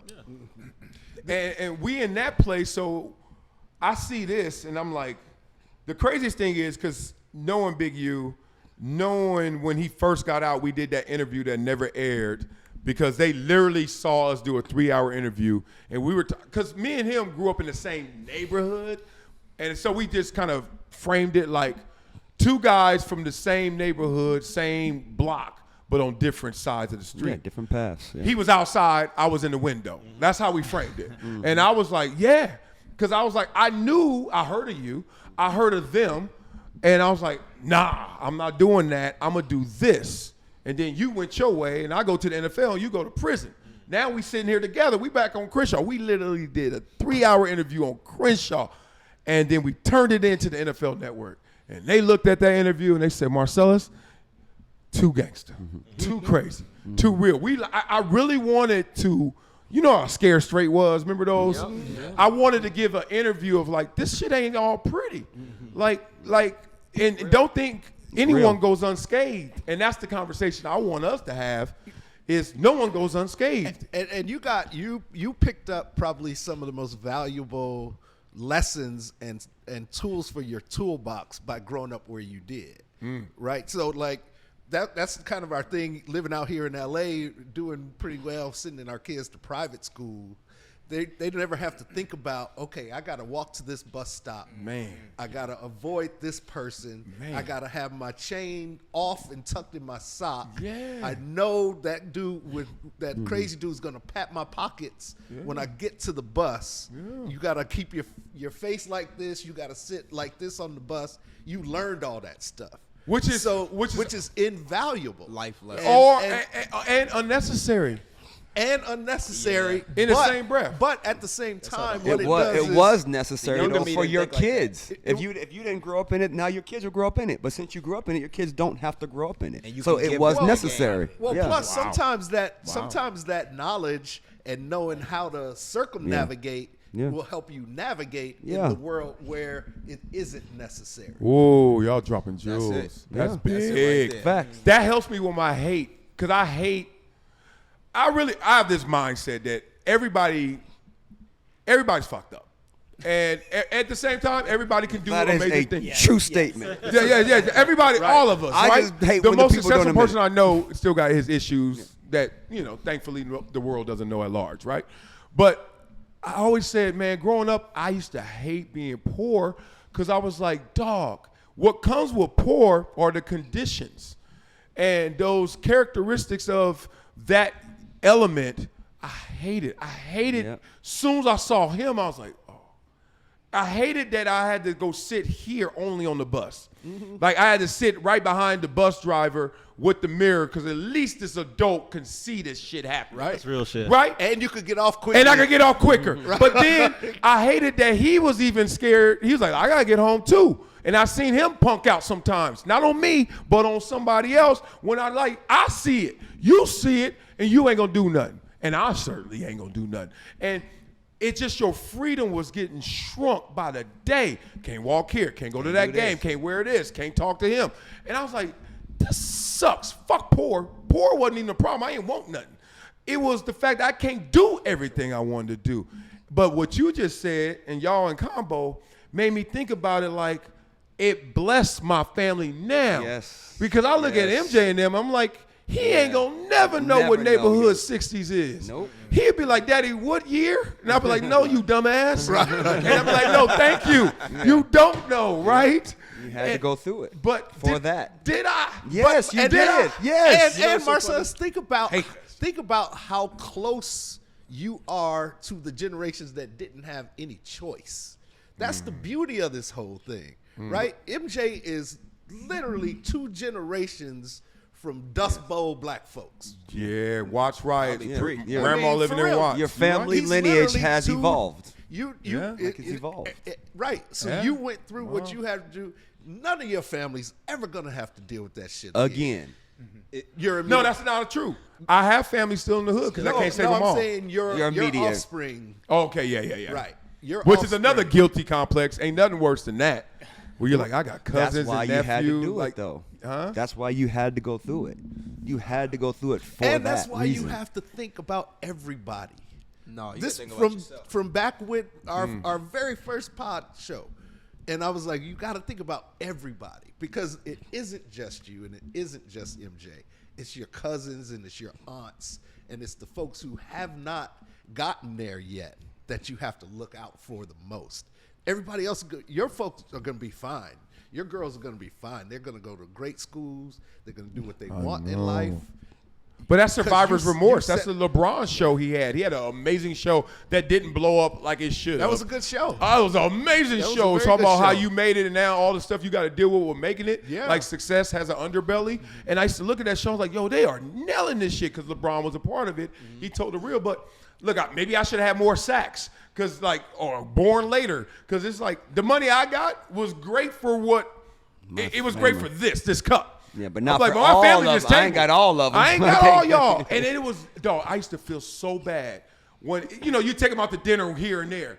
But I can't pay your tuition. Yeah, I can't pay your- get you to that school. I can't buy your I house can't get you out this neighborhood. And then I'm me. I'm still me. I'm riding up, not bragging. I'm riding up in a Ferrari to go pick up my family to take, him on a spin. And he got to go back to that spot. Yeah. Then I'm like, damn, why you got a Ferrari? This is 200 racks. Why don't you get something that's 20 racks and give 180 around to the family? Then I was like, shit, I worked too hard for this. I did too many wind sprints. Like, did anybody else have these conflicts? I'm sitting there like, what the fuck? I don't think it's a conflict, though. I think you just come to realize everybody can't go. Like, at the end of the day, when you picked little nephew up and you took him for a spin, he got to ride in a Ferrari. That's it. And got That's motivated. That's the win. Hopefully. And got Boy, that's motivated, hopefully. Hopefully and got that helped motivated. him. Okay, maybe If I I had want that to do going. something more in my life, but that's the win. It's not, well, do I give him my Ferrari? No. Like, you picked him up. That's the win right there. I just thought about something. Well, I've been sitting for the past 5 minutes. You brought up the story about Reflecting on your gang life. This is fucking you been doing. He's like, I can't say that. I can't say that. yeah, it's something. I'm going to be quiet this second. But you talking about choices, and then you brought up an example how you got on the bus and you was sitting in the front behind so the mirror. But in New York, when we used to leave school, because we didn't have cheese buses like the yellow bus. Y'all ain't had the We had- Cheeto? No, you have to take the city bus with Oh. grown adults. You don't. There's no. Oh, let's RTD. all the kids get on the bus and go home. No, you get on the city bus with every grown adult, crackhead, whoever is on that bus. You on there with them. So With them you- high ass taxes, they ain't got no cheese. That's different, but though. part of that is it goes to experience because you're forced to grow up very early. Quick. Because at 12 years old, 10 years old, I'm on a bus with grown adults and I got to navigate home. And there's nobody there to hold my hand and do it. You better figure it out and know who's the right and wrong Yeah. person. That's what we're talking about. But on the in the bus in New York, if you a kid and you sit on the front, you fooled. Because now they know you sat in the front because you scared. Because you scared. Right. Oh, I th- wore a so that's t-shirt that said more of a scared. reason. Yeah, my shirt said So scared. It's Neon. more of a reason they're going to come for you. I Because know. you sitting in the front, sitting by the bus driver ain't going to help you. No. He might say something, but the bus drivers know what it is too. Yeah. When I think about it now, a lot of You're those right. bus drivers was 20 years old and They late like 20s. 22, 23. They in fresh on out it. of it themselves. They So, like, I escaped. I ain't going back yeah, for I ain't you. help, like, you got to figure it out. And there's something weird about what you just said there because I don't think enough times I say that about my story is because I had so much family into that, and in our neighborhood, people knew that. They were like, that whole like protect him because he's gonna make it to the league. I ain't had that. I had protect him because his uncles they had it. They'll come back for you, and I didn't even play that card not one time, but I always knew it was in my pocket. But the way I would play it is I'm never going to have to call uncle. I'm never going to have to call family. But at the same time, y'all better know that what's sticking out of my pocket is that card. And so I would move the smartest way possible because I just saw all of the results. Like, even if my uncle won a fight, you ever see somebody win a fight? And they be like, come here, dog, let me see your knuckles. They fucked up too. Yeah. They winner. red. It's a fight. I'm like, dog, you won? What did the loser look like? You know? I like this. Dog. I'm like, that scared T-shirt, I really wore it, man. Have you ever Big been as in? hell. Have you ever been in a fight? 3. Okay. So you fourth have grade, it 8th grade, eventually and 11th happened. grade. Okay. Yeah. I'm 2-1. All right. I took a L. What's the age difference between you and your uncles? Ooh, because they were older, obviously. And I'm asking this for a reason. I think they were like 7, 8 years older, that world. I figured that was the case. So Yeah. you said you were Big U? about 8 years Yeah, apart. we're 8 years apart. So if your uncles was about that life, Yeah. then I'm assuming Oh, they yeah. knew them. Oh, Like, yeah. They knew each other. Like My they whole were peers. neighborhood knew my family from Compton and some of my family from L.A. that was from that neighborhood. So it was a weird way to navigate because nobody goes unbothered. Like, that's the wildest part. And how many big U's did the hood take? How many we did the hood take? How many future CEOs did it take? Because A, you didn't sit behind the bus driver. all B, of 'em. didn't matter. You know, like Took all of them. And we say all day, like the best NBA players and the best football players. Yeah, they got locked up. That's creatives. They you know. But Killed. I don't look at it like that. I look, okay, they didn't make it. That's why I made it. I don't look at it like as a negative of our community. I look at it as a positive of me being in the community. That's how I look at it. damn. I needed Jay-Z this got a before. line where he said, "I did that, so hopefully you won't have to go through that." Yeah. So I think that's what it is. Everybody's not gonna make it, but there's some people that do certain things to lay the groundwork. That hopefully you see that, and either you take from it and do better, or you're motivated and do better. But at the end of the day, it's really up to you. It's kind of like D-Day, right? So you got all these people on these ships out to sea. They open the door. Everybody just rushes out. Hey, let's go. Most of them get killed, but the ones who get it through secure the freedom of the rest of the world. Yeah, who survives that war of attrition, right? I remember, and I hope this is a Bob Marley quote because I've been saying it forever, but they said, Bob Marley said, a smart man learns from his choices and actions, but a wise man learns from others. Yeah, that's Thomas Jefferson. Probably. No, A smart man learns from your own mistakes, and a wise man learns from others. Right. Yeah. I heard it was Bob Marley. High strength No, yeah, Columbia. Yeah, I'm about to say, 8 miles on the gun.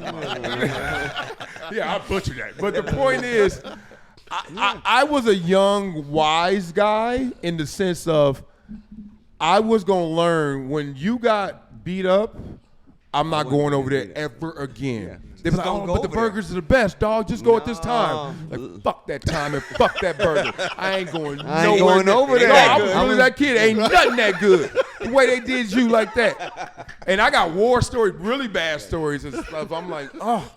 And like, as a kid, I would change my friendships. I was like, dog, you really not trying to get out of this shit? You really fascinated by this? You know, moms and pops and them, they ain't loving this. And cats be like, dog, this is what it is. Different levels of enlightenment, right? Different mindsets. Stories. Man, So stories. wait, let me add something to this. Just with this whole RICO thing and the way that it went down and all the money and stuff like that. People are so surprised about it, but that's how these intervention foundations and charities and stuff work. There's no way to intervene with some at-risk kids if you don't know who the at-risk kids are and have a relationship with if them. you haven't risked it So before. it's almost always, and I know this from working in government, it's almost always somebody who had been a gang leader or had been deep in that life. They come out, they start a 501c, and they get the foundational money because they have the access to the people. You know what I mean? So that part, when people are surprised that these athletes gave the money to it and government was giving money to it, there's no surprise there. That's how it works. No. There was a cat, the Gangster Disciples, GDs. biggest ones in Chicago, right? The head enforcer was this former head enforcer was this dude named Gator Bradley. And he came out and he used to start these things. And he had access to everybody. Right, so and his foundations would get money, and they do some pretty good work, and blah blah blah. And he was smart enough to know, okay, I can't put that in my own bank account, Right. which is what supposedly Big U did. Yeah. But that's how these things work, and I just wanted to say that so people can stop saying these cats are fools for giving these guys money and getting these Draymond, government grants Shaq, and They're giving all it to a that all cause. that stuff It's because going it's to a good cause. and that's how these things always work. They always work like that. That is facts. You know what I mean? I used to give to Crenshaw. I used to go From to their Crenshaw. perspective. I used to give to Crenshaw, and it wasn't because nobody was leaning on me. It was just like, if somebody come up to me and was like, look, I'm working on this. My intuition is always like, all right, let me help you do it. And then when they were like, that's how I met Little Black Mamba. DeAnthony Thomas. Remember he was at Crenshaw? Because I would literally gave them all cleats and I gave them all this equipment and went and spoke to him. And I got to tell you the story. I was like, who's Black Mamba here? He was like, real quiet little dude, DeAnthony. And I was like, damn, I heard you insane. He was like, yeah, they say that. And I was like, all right. I said, where you going to school? He's like, I'm going to, I don't know, I got 5 to choose. I was like, all right. I said, Columbia on that list? He was like, what? I said, all right, No. we talking about that. So then they had a game that Friday. So I was like, all right, I'm going to go up to the game to see y'all because I just gave you all this stuff. I want to see what I've heard. I heard he's like one of the best high school athletes they said ever. Like, Yep, he's up so there. then I end up going to the game, and this is factual. We parking in Crenshaw. We hear the crowd go crazy. DeAnthony Thomas, touchdown. Kickoff return. We're walking in, and you got to pay your little $4, whatever it is, whatever. Then we walking in, DeAnthony Thomas. So we haven't sat down yet. He scored twice. We get to the seats, literally butts on the wood with the splinters or whatever. You're like, DeAnthony, he scored. I was like, oh, I saw that one. That's 3. Then you talking to people, oh, what's up, boy? What's up? DeAnthony. I was like, yo. This dude. What? Yeah. The best player I've ever Yeah, seen. yeah. They said they actually, I don't know, it's true. Right. No, they didn't do that. That's fine. What happened Wait. to him? He went to the Chiefs. went to the league, Went to played for Oregon. the Chiefs. He was nice in Oregon. was Then nice went in to the- Oregon. He was a better kick returner than receiver. Okay. Yeah. So, but he played for the Chiefs He for a while. played. Yep. Respect Like to 4 to Crenshaw's 6. finest right there. And let's stay in the NFL and give some NFL news. One, let's go here with the Packers and the Lions officially are proposing to ban the Tush push.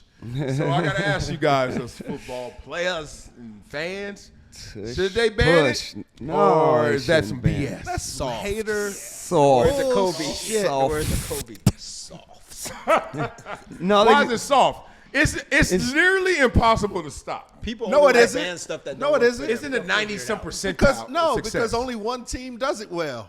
We just If seen everybody, this if stuff. everybody, else ain't yes, doing if it, and everybody, everybody else can't do it. Is everybody else trying it? I haven't seen it. Yeah, everybody's trying they're it. Most trying their teams- own version of it. So what right. So Philly it's not Philly impossible to does stop. more good point. of the rugby scrub type of movement, right? So that's not the quarterback sneak, but they brought in that like rugby scrub type of formation and hip to hip, elbow to elbow, lock elbow type deal.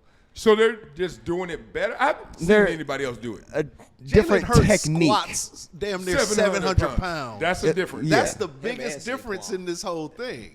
No, it's No, the the technique biggest of difference it. is It's the the person. technique. It's It's the the technique technique and the of it. pusher. No, behind because you. you can teach technique. But everybody's not doing it the way they're doing it. is Well, what I'm right. saying. Why You're would good you? at If it. it were Yeah. technique, everybody would do it the way that the people who are good And at they're it not do. doing Technique it. to a Because point. If they started doing it, then they couldn't say it's unfair. And so then everyone's copying them, and that's the publicity of that is going to be just, do you want to be that first person to do it? Right? That's what's- Or they're going to do their own I haven't spin. seen anybody else try. Have People y'all only really complain literally? They don't want to. Absolutely. They've done Absolutely. quarterback sneaks, just not at the rate that Philadelphia does it. Everybody does a quarterback sneak in Yeah, a everyone game. does They might quarterback not do sneak. it Everyone 8 doesn't to do it. 12 Tush push. times. People and they were do it trying successfully. to something that tush they push. aren't successful at.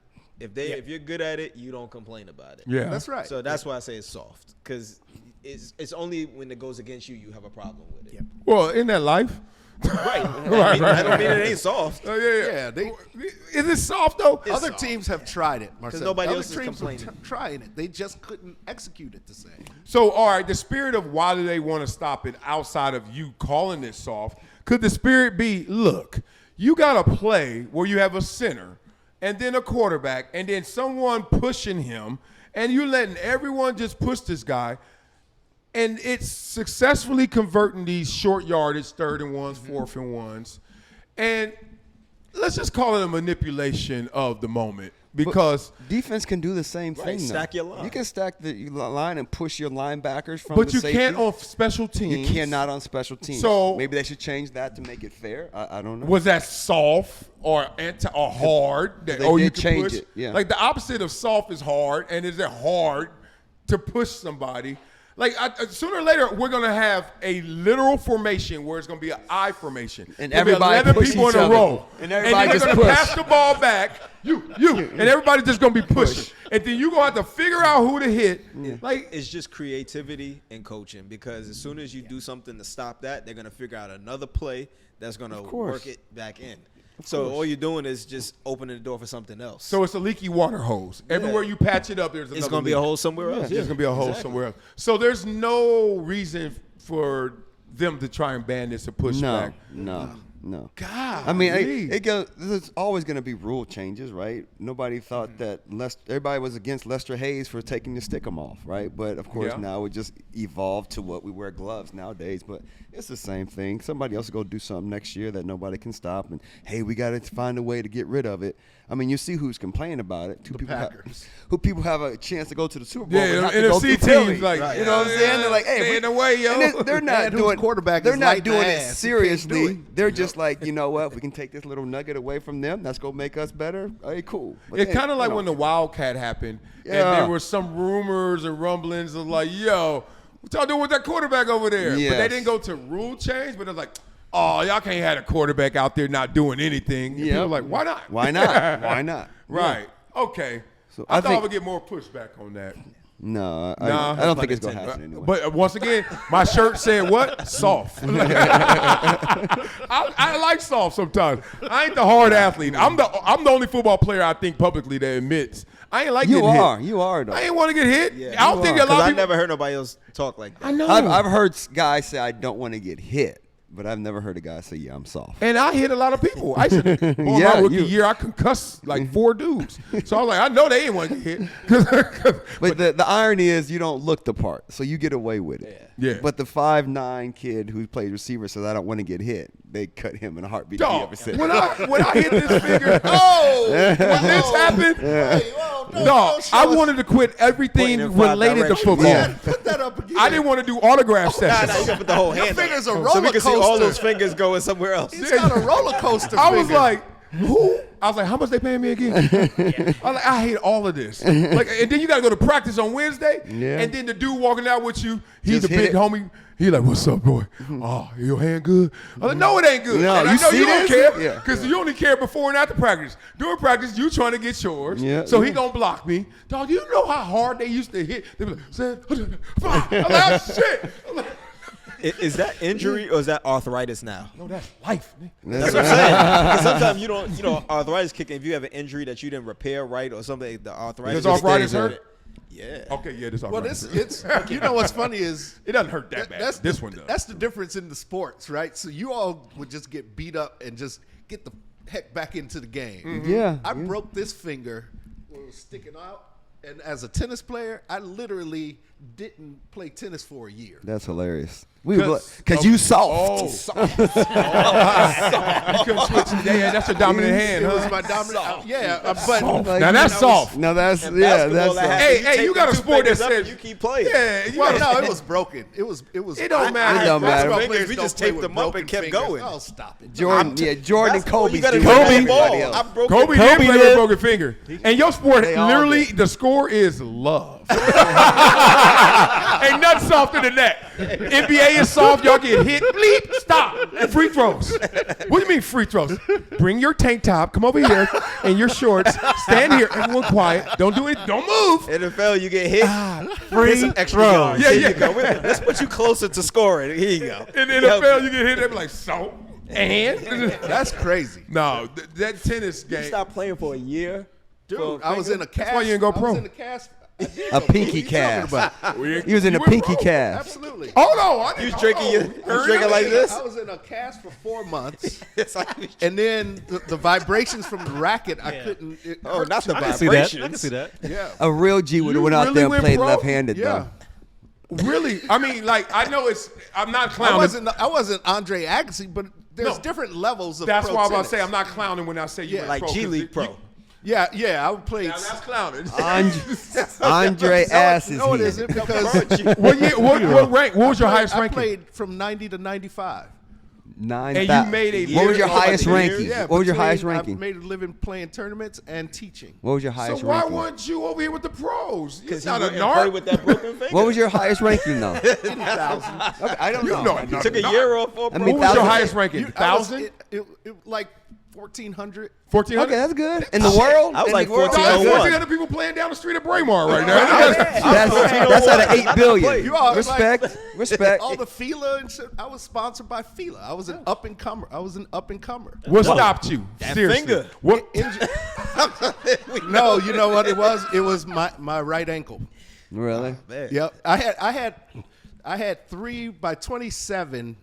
I had 3 really bad injuries. You're I had Steph my Curry. finger, I had broken my ankle twice, and my shoulder. And me and my dad are in the orthopedic office, and they're running down all this stuff that I would need these big surgeries for to stay healthy. And I have a toe that doesn't get enough blood flow. Dang, It's you called just- Freiberg's oh, dang. disease. You had that from the beginning? Before? Is that from the Yeah, sneakers, and it from the just shoes? from they said it's probably from karate and from tennis, just the stress on the feet. And the doctor was like, okay, we'll have to fuse these 2 toes together. What? We'll have to deconstruct your shoulder and get you a new ball and joint. You was like, I'm out. We'll have to we have to tighten your ligaments on your ankle and try to get you some structural stability. And my father looked at me right there. He was like, "You want to do all this?" And I was like, No. "Nope, Yeah. I'm good. nope." And that's when they moved to the other side of those railroad tracks. You're With the white and the Irish. like, all right, there it is. There it is. We're That's back. the answer. There's the answer. And that's when I moved out here with my brother.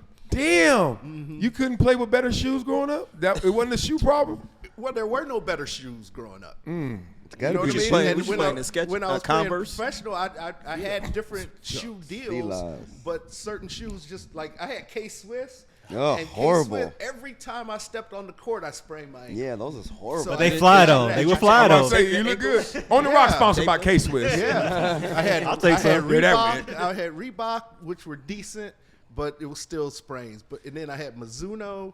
So you might have genetically had bad ankles. yeah, he was just his body. Yeah. Your, Yeah, I your just- body I was have gonna really- break I have down sooner really, or later. Yeah. Small ankles. You got small angles? Yeah. Big ass That's like- head. that's Look like- at That's like Steph. Steph Like a has so much thoroughbred. problem with his Thoroughbred ankles horses early. have big thighs. yeah, and small you are like a ankles. horse. See, like a horse. Pause, B. Horse just sound like Paul. You can just say horse. You're like, ooh, you nasty. I just said horse. Because everybody know what a horse is. Ooh, Boy, yeah, like It can go a lot of It ways. can go a lot of ways. Boy, I be on Instagram every now and then. My feed would show me some of them animals. Animals are animals, dog. They get at it. Ain't no foreplay. Ain't no dinner date. What are you What watching? algorithm you on? God dang. I ain't know- never I like seen a lot no of cat animals videos. on I my see some feed. stallions in my algorithm. Yeah, oh, But yeah, ain't I no- get that too. I got a lot of cat That's the only videos. animals I I see. think they try to see if I'm gonna like more than just cats. I'm like, nah, I just want to see the cats beating up the Introduce you dogs. to a new animal every week. Yeah, that's the algorithm. All right, speaking of an animal, Kirk Cousins, $329 million Major. he's earned in his career, which Major. made Hatchet and us have to discuss what's the definition of success. success. Because he won't be a Hall of Famer. He won't be on the Mount Rushmore. No. He won't be any of those things. No. But I'm not lying. There are very few careers you could ask me I want over that one. So please tell me, what's the definition of success? What is it? My perspective from a fan only is be happy when you got a quarterback like this. People, well, Kirk Cousins didn't do this, and Kirk Cousins didn't do that. Kirk Cousins is a very successful person in the world, right? You got made over $300 million. You're a good dude. You're a good teammate, good Christian brother. 4 Pro Bowls. Like 4? what- for? Like, Oh. what more do you Oh. want from your 6 quarterback? Is 6 is Hall of Fame. They say if you get 6, you in. Right. But nobody sees him at, oh, we have Kirk Cousins. Like, what more do y'all want, fans? This is just blasphemy to me that the fan base kicks dudes like this to the curb when there's nothing that he did that is under the non-successful career, in my opinion. So can we get the flip side of this? Because I want to pit Kirk Cousins against, let's say Michael Vick was close, but he didn't win a Super Bowl. Someone who is, damn, Cam Newton got close. That didn't win a Super Bowl? Who won a Super Bowl? Didn't make Troy Aikman. Didn't make a ton of money. Cam was a good example. Cam? You take Kirk Cousins' career or Cam's career? Kirk Cousins. Really? Not I on mean, the I field. love Cam. Or Cam Cam was a better football player. better football player, better quarterback, take better Kirk athlete. Cousins' But if you're career. talking For about the this money? whole, Because of money? well, that's what you're basing it off of. But that's what I'm saying. That's Yeah, why I yeah. asked, because it sounds like you're defining Kirk Cousins' career as successful because of the money he made. no. I know you said Pro Bowls. I mean, Pro Bowls, everything Super- he more does in than his Cam. life is successful. He's a good dad. He's a great Christian brother. Like what? He's a great role model for the Yeah, yeah, community. yeah, I don't know about his So- off the field stuff. Yeah, But they can I'm have just saying. that. But what else is he not? I'm good talking at? about money, accomplishment, accolade. Well, then Like, he's got those boxes checked too. But there is what are a I'm lot saying. of players that I think the typical fan would say they would rather be in career than Kirk Cousins. And that's And what that's like not- Cam Newton's and that's one. not- I Most take fans, Cam's would most career. fans rather be Michael Vick or Kirk Cousins? Michael Vick, right? Yeah. And Well, I that- would too. well, that's but not a- boy, that Kirk Cousins is a good landing spot. That's a good fall. Who would you rather No, be? I think I'd rather be Kirk Cousins. Mika? Whoa, Yeah, Michael Vick. Leave the other stuff alone, y'all. Stop going. Well, again, if we're not going to go into talking about the dog. Yeah, we're not talking about on the field. Yeah, not my algorithm on Instagram. None of that. Like we talking. All right, let's give you some more names. Would you rather have been? there's Jim Kelly is very comparable because he. But I don't want to go to that era because they money ain't even close. Yeah. Let's go right Vic now. was a great example. Vic and Cam are great examples. I don't think those are good examples because Michael Vick again he was his own entity in the NFL. He was Cam Michael was an Vick. MVP. Yes, Michael Vick was. I mean, I get it, and Kirk Cousins was not an MVP, right? But it's skill set is this and skill set is that. I just not going to take. Matthew Stafford or Matthew Kirk Stafford Cousins. is one of the best top 5 throwers Stafford? of football. Stafford, for sure. Stafford got a Super Bowl. And he's one. And of he's the, made a lot of and money. He's still getting paid. Yeah. So, and he's one of the best throwers of a football in the Kirk world. Cousins ever. still getting paid. I know, but that's what I'm saying. They're close. That's easy to go for Stafford because he got the skill level and he's getting the money too. You The, wanna the, the thing compare- is, it's Kirk Cousins has never had crazy, lofty expectations put on him either. No, you know, that's what I great- mean? that's He great almost- for him. he That was almost my gets a point. pass My point constantly. was from the fan base. Stop putting those on him, and then when he doesn't meet them, say he's a bad football player because it's not true. That was kind of what I was trying to say. It's like, why you expect him to just take you to the Super Bowl when nobody else took you to the Super Bowl? Now that he doesn't take you to the Super Bowl, now you mad at him because he didn't take you to the Super Bowl, and now you say he's bad. Like, no, he's not bad. He's a very successful NFL quarterback. Yeah, my boy Kenyon Martin put it best about Kirk Cousins. He was like, "There's a lot of quarterbacks better. There's a whole lot of quarterbacks worse." Yeah. But real quick, because you said that you would Yeah. prefer to be Cousins over Mike Vick. Why? Longevity, and part of that is personal, of course, but the longevity. I'm just talking about strictly career- football. Michael Vick had a flash. Did he? Yeah. He was Michael Vick's great one of in the best Atlanta. ever. He's good the at Philly. first NFL player ever to get 2 $100 million contracts. First one ever was Drew Bledsoe. Then Vic got his somewhere after that. Then the incidents. Then he got went paid away, in came back and got another 100 on their head. You sure? And he was Oh nice. well, listen, I didn't know that. Vic is prolific. Yeah. I think Vic is in a category by himself I didn't because of what he remember did Vic for the getting NFL. money like that. Oh, Yeah, yeah. he got it twice. My That's bad. what I'm saying. So you might have Kirk Cousins solely for the money. He never got the $100 million contract in full the first time because of the dog thing, Okay. right? And then the second time he didn't get the $100 million in full just because the contract way it was structured, right? So and he didn't make a total of 300. But I don't think this is just a money versus money. That's not the point. It's not money. Right. But let me See, tell you the Michael Vic's Vick story. career. Oh, my God. I went to Atlanta. like 03, 04. I was kind of flirting with moving down south. You know, everybody was like, Atlanta's the spot. And it was the cost of living. I'm in LA. I was like, no, I'm about to retire soon. Let me start looking at Atlanta. And you like lemon pepper. Oh, yeah. They fired. They five. Bigger wings than I was used to seeing. God dang. That GC. Wings thick. Them wings thick. I'm like, God, Lord. So I'm down in Atlanta a lot. I'm playing in Jacksonville or getting close to around there. But before then, we went to the Nike Town. Y'all ever been to the Nike Town in Atlanta? At Phipps. At Phipps, right? Okay. So we walked in there, and I was a Nike. What it called? Athlete. Yeah, Nike athlete. I wasn't like Bruce Smith in them. But we got our I got our product. I got a little check and some I product. got unlimited product Yeah. or like unlimited product. Yeah. They give you remember that big old Yes, the that book. The book. and you just throw it around to the Christmas. family. Yeah. Dog, Nike they my give you a whole career. book of Nike clothes. You just hand it to the family and still come live. back and be like, all right, and you turn it into For your rep. Christmas. Yeah, that's your Christmas list. And you could go to Nike Town and just go to war. They will give you a limit on that day because they didn't want to like You'll buy at the empty store up if the you whole would. store. Right. But they were like, you can have what you want. So I was like, that guy. So I'm used to going to Nike Town, Beverly Hills and all this. So I'm like in Nike Town, Atlanta, I'm shopping. I'm like, I'm doing the most. And I walk in, and then it's regular Nike Town, and then it was the Vic experience. Yeah. And I had no one had an experience. Michael Vick, a football player, had the whole section of Nike Town, just him. Yeah. Like, I don't even see that right now for LeBron at the Beverly. Right. Which one? The Grove. I don't see that for No. anybody. Michael Vick was a dude. Nick Yeah. and Jordan, the only two people that had that. Oh, really? Is that a thing? Yeah. I remember saying. Okay, can I retract it? That's why when you said cousins, I I do mean, remember. do you I ever do remember the Michael Vick Vick was- experience. Remember Yeah. they had the commercials. Yeah, where it was yeah, like it's at one of an the best amusement commercials, park. yeah. I forgot about all that shit. Man. So Now, here- my bad, Mike Atlanta. Vick. Here's a good the king good of one. Atlanta. Oh, you got something? All right, There's- what about this and- one? Eli Manning. Or Kirk Cousins. Eli. You New York to the fullest, son. Eli got 2 rings. What is this about rings? And he going to the Hall of Fame. Hey, This is yeah, about rings? yeah, and he got enough money. Okay, Okay, I'll give. I okay, ain't gonna Let's lie. go no rings versus no rings then, That's tough. right? Because Well, then you're going to take money at that. You gonna take it? Yeah, money. That's off the no-brainer. Yeah, Not come on, necessarily. come on, Hatchet. What about this name? Okay, well, who's a better quarterback then? No, it's not that. Well, so we just do. That's what We I'm saying, doing it can't just be whose money. career- who you would take? Who would you Whose be? career? Who would you rather be? The money or the Ben career? Roethlisberger or Kirk Cousins? Oh, Kirk Cousins. Yeah, I might take. See, But that's it, but it I goes might back take to the Cousins rings on though. that one. I But might you, take if you Cousins. took But you just Eli said because of two rings, rings. why I don't know. you take Ben Roethlisberger because of the won. rings? Roethlisberger got 1, right? Two. He Two. got 2. Yeah, but he Yeah, also and he played for Pittsburgh. He did. I'm get taking 2. Big Ben.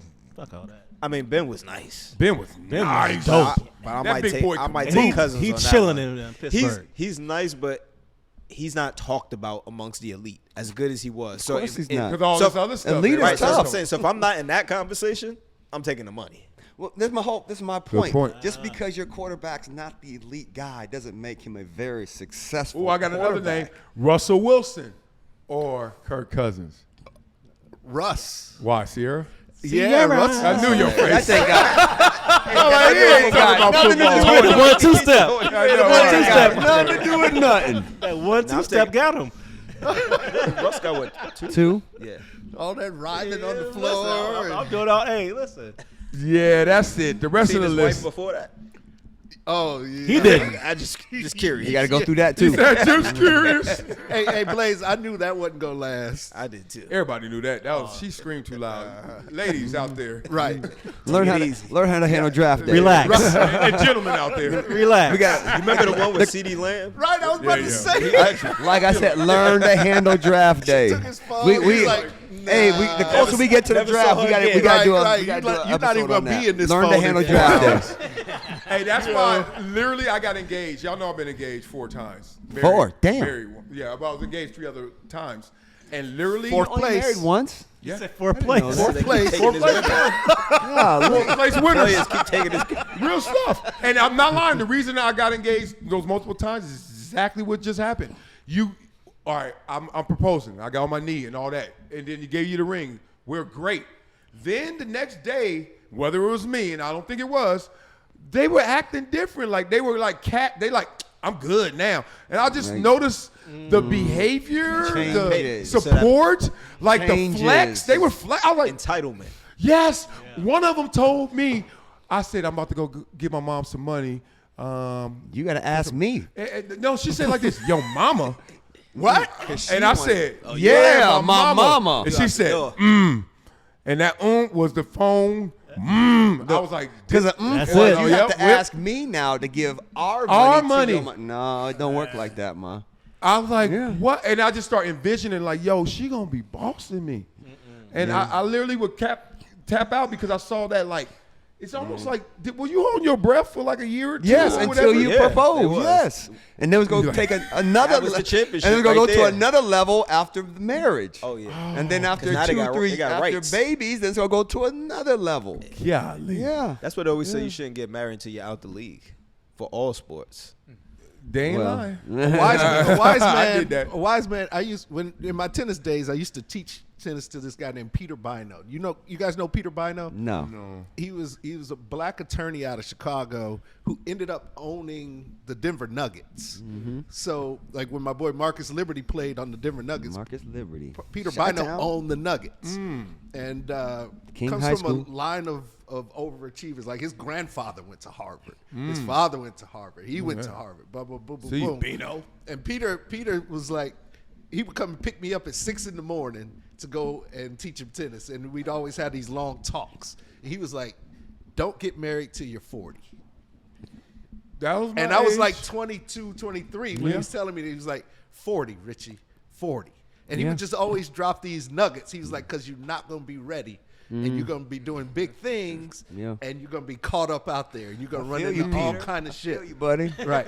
And I made it to I'm listening to 37. you, Peter. Oh, I'm wow. listening. I made it to 37. I made it to You 37. ain't listening. I'm listening, You ain't Peter. listen. He didn't Trying to listen. wait I'm till 40 listening. like you You told ain't me. listening. I'm listening, I got Peter. close. Round it up. Round it up. I was round about it up. 40. Yeah. Don't ask me where I was last night at Blake Corum's wedding. He was Blake? just a rookie. Yeah, Oh, yeah, really? for Yeah, sure. yeah. Charge- He just from got married. He's Chicago. 23. The running back Michigan. from Went to Michigan. Michigan. Yeah. So I guess I should go back in time and tell him. Tell him, Oh, yeah. yeah. Well, it's too late now, too bro. late. Him and the wife. His wife's man. on the phone like, Don't invite him over no more. You know, dog, we played pickleball one time. Dog, them young dudes be moving. I was like, Yeah, God damn, yeah. you a big old fast dude. Well, let's get to another big fast dude, LeBron, who had to clap back at Jay Williams for saying that he was a Pippin the first time with the Heat. And I knew Just Blaze was going to be pumped to hear this one. Was LeBron Pippin anytime with the Miami Heat? I guess I'll go to you first since you're looking like Capo. What's up? Let me just say this. Let me state this first. LeBron was the best player on that team because I know somebody's going to hate. D. Wade was the best winner on that team. The best. So as good as LeBron was, he had to go there to get it done. We already seen Wade win. And we saw how Wade performed in the moment. LeBron's biggest fault up to that point Was in the moment. Was the moment. Whenever he was in the moment, he shied away from it. He would pass the ball off to guys who shouldn't have had the ball in that moment. Yeah. So he went there to grow. He went there to align himself with a winning environment. And then he won. And once he got that knowledge and he got that experience, Yo. then he carried on and won others. What PS did you go to in New York? Which one? PS what? I went to a couple of them. I know you did. 138. Huh? I went to 138, 59. Okay, which one was worse? Because this sounds like you there. No, 'Cause, they dog, were elite, like my take. They dog, was no, elite. look, your take was amazing, except it wasn't for this question. No, it was. Okay, Pippen never won before Jordan, Yeah. or well, wait. He was drafted to the Bulls. that's my point. So he never won before Jordan, never won after Jordan. Jordan never won before Pippen, never won after Pippen, right? Right. So the Pippen conversation is not about going somewhere and being a winner. He's saying No, that's it. you were the back seat to the championship winning. Right. Now, was LeBron the back seat when they won the second year and the third The year? first one. They only won 2 there. Yeah, the second and third year. They lost the first and fourth. The first So year. was LeBron James? I know you got that take. He always got that take. Take it. You got to leave that take there. Was LeBron James when they won a championship, Yeah. or even as a player on the Miami Heat, The second best player on that team. Second best. So No, that's two different It's- no, conversations. it's- though. it's the- That's it's- Pippen. No, It's 'cause not. Pippen- It's you answered it instead said of it. saying the winner. LeBron best player, but it was his second role. He was the second role. He was a yes, role that's why player. I said he was the Wade. best player, Wade was- but his Please role tell me, Terry. was Yeah. the I'm second kind of on tier. their side. I You said on it their how I side? meant I'm it. on their side. Dwayne Wade led them. Dwayne I said Wade it was how I the meant it. closer. He was the alpha dog on that team. Yes. And this is the discussion we're having. When the going got tough, the ball went to Dwayne. Now that first year, they might have deferred to LeBron, and they got their ass whooped. There you go. by, And they was like the next time Mavericks. around. Yeah. And when it got to the clutch, that ball went to D Wade. Right. So Ray Allen Saved them. Saved them for that Oh, second my God. one. What we doing? I'm just saying, Occur, though. we don't have no evidence of LeBron winning that championship. We don't have evidence. We have evidence that he played well and he was the best player. But the role that he played during that championship series was not being the number one throughout the series. And it's not like he was balling out and they blowing the teams That's out what by I'm saying. 20. I don't- So it never got to the big moment. No, a lot of those games were coming down to the fourth quarter. And that's when the man, D Wade, had to carry them. And yes, LeBron was great, but he still got his 27-7. yeah, but he gets that in his, in his sleep. He gets that now. Yeah. So it's not really no difference. Well, again, That's why if he was if Pippen. he why would he have was been Pippen. Batman, he would have 27 would have went up to 35, Right. That's- 36. that's why he was He Pippen. didn't do that. That's Exactly. why he was Pippen. Okay, I'm going to retort that, but first LeBron clapped back at Of course he Williams. did. He's Stop like, "Dog, listening to us, I'm just- Bron. Go I'm just- play. This is for I'm us. just chilling. For you. And here we go with this same ass argument. Blah blah blah. I feel LeBron's justified. No. Justified in what? I feel LeBron's justified to say, one, why y'all doing that? Why y'all doing that conversation to – it's only to hurt me because Dwayne Wade's not in the same conversations I'm in. It's only to, like, more You want to know goat why? dust. Because you're the only one listening, LeBron. Ooh. Nobody else is Right, this is listening. not the first time All these these other conversations has superstars, happened. like, It's happened with everybody. stop listening to us. Yeah, but Okay. you know Stop when trying you're to look for bothered, everybody. Like, kids are picking at you, then this, and then the wife just says one little thing, and you blow up at her. He's been just in the middle of just shit. Don't and it's listen to that's going on. us. I know, but this is like LeBron just coming out. And I'm saying on something he LeBron's shouldn't. side for many reasons. One, I think if you don't, what does Kendrick say? Don't put no smut on my name. And you're putting smut on my name. And Hit two, dogs holler. let's just say this. Come on, y'all. Walk with me on these numbers. Hit dogs holler. Yeah, hit dogs holler, but you know what? Don't be hitting the dog. Like, dog, why are you walking by hitting dogs? I love that. 27 points a game, 26.9. Not LeBron. impressed. While they were together, Dwayne Wade 22.2. Then they finished 7.5 rebounds versus 5.5. 7 assists basically versus 5. You're Okay. No. Okay, those are just numbers. No. But let me go here. Playoff averages, 27 versus 20. No. Dwayne averaged Only less thing in that- the playoffs. Only thing that matters that's is the 8 fourth. and 5 Unless you versus have 5 and stats of the 4. fourth quarter, then it don't matter. Two NBA Finals MVPs, both LeBron. 4 All-NBA first teams versus none for Dwayne. What are y'all talking about, dog? Y'all just hate LeBron James? Numbers lied, and I'll right. give you an example. Numbers how, lie? I'll tell you how numbers lie. Just go to the fourth quarter, that's all Last year in the finals, or 2 years ago, I don't know. I think it was last year. Tim Hardaway Jr. broke the record for threes in the finals in a quarter or for a half. That means he's the best ever, right? No, that doesn't. Right. Doesn't mean anything. He's not the best he three-point had the shooter. best quarter He's not the ever. best For three-point shooter 3 in finals history. No, no one said But that. They what I'm said you saying- had the best but it's- quarter it's- ever. But I'm saying he's in a record book. I don't know if it's for the quarter or for the game. You can be in the record book for a lot of things. Yeah. Fastest shot I don't made. care about Because those it's just numbers. numbers. I don't care about Right now, numbers. it's record book. Don't 'Cause be I know. Every time I saw him You shoot, don't care about points, rebounds, assists, and finals MVPs? You don't like basketball? I care about when you get them.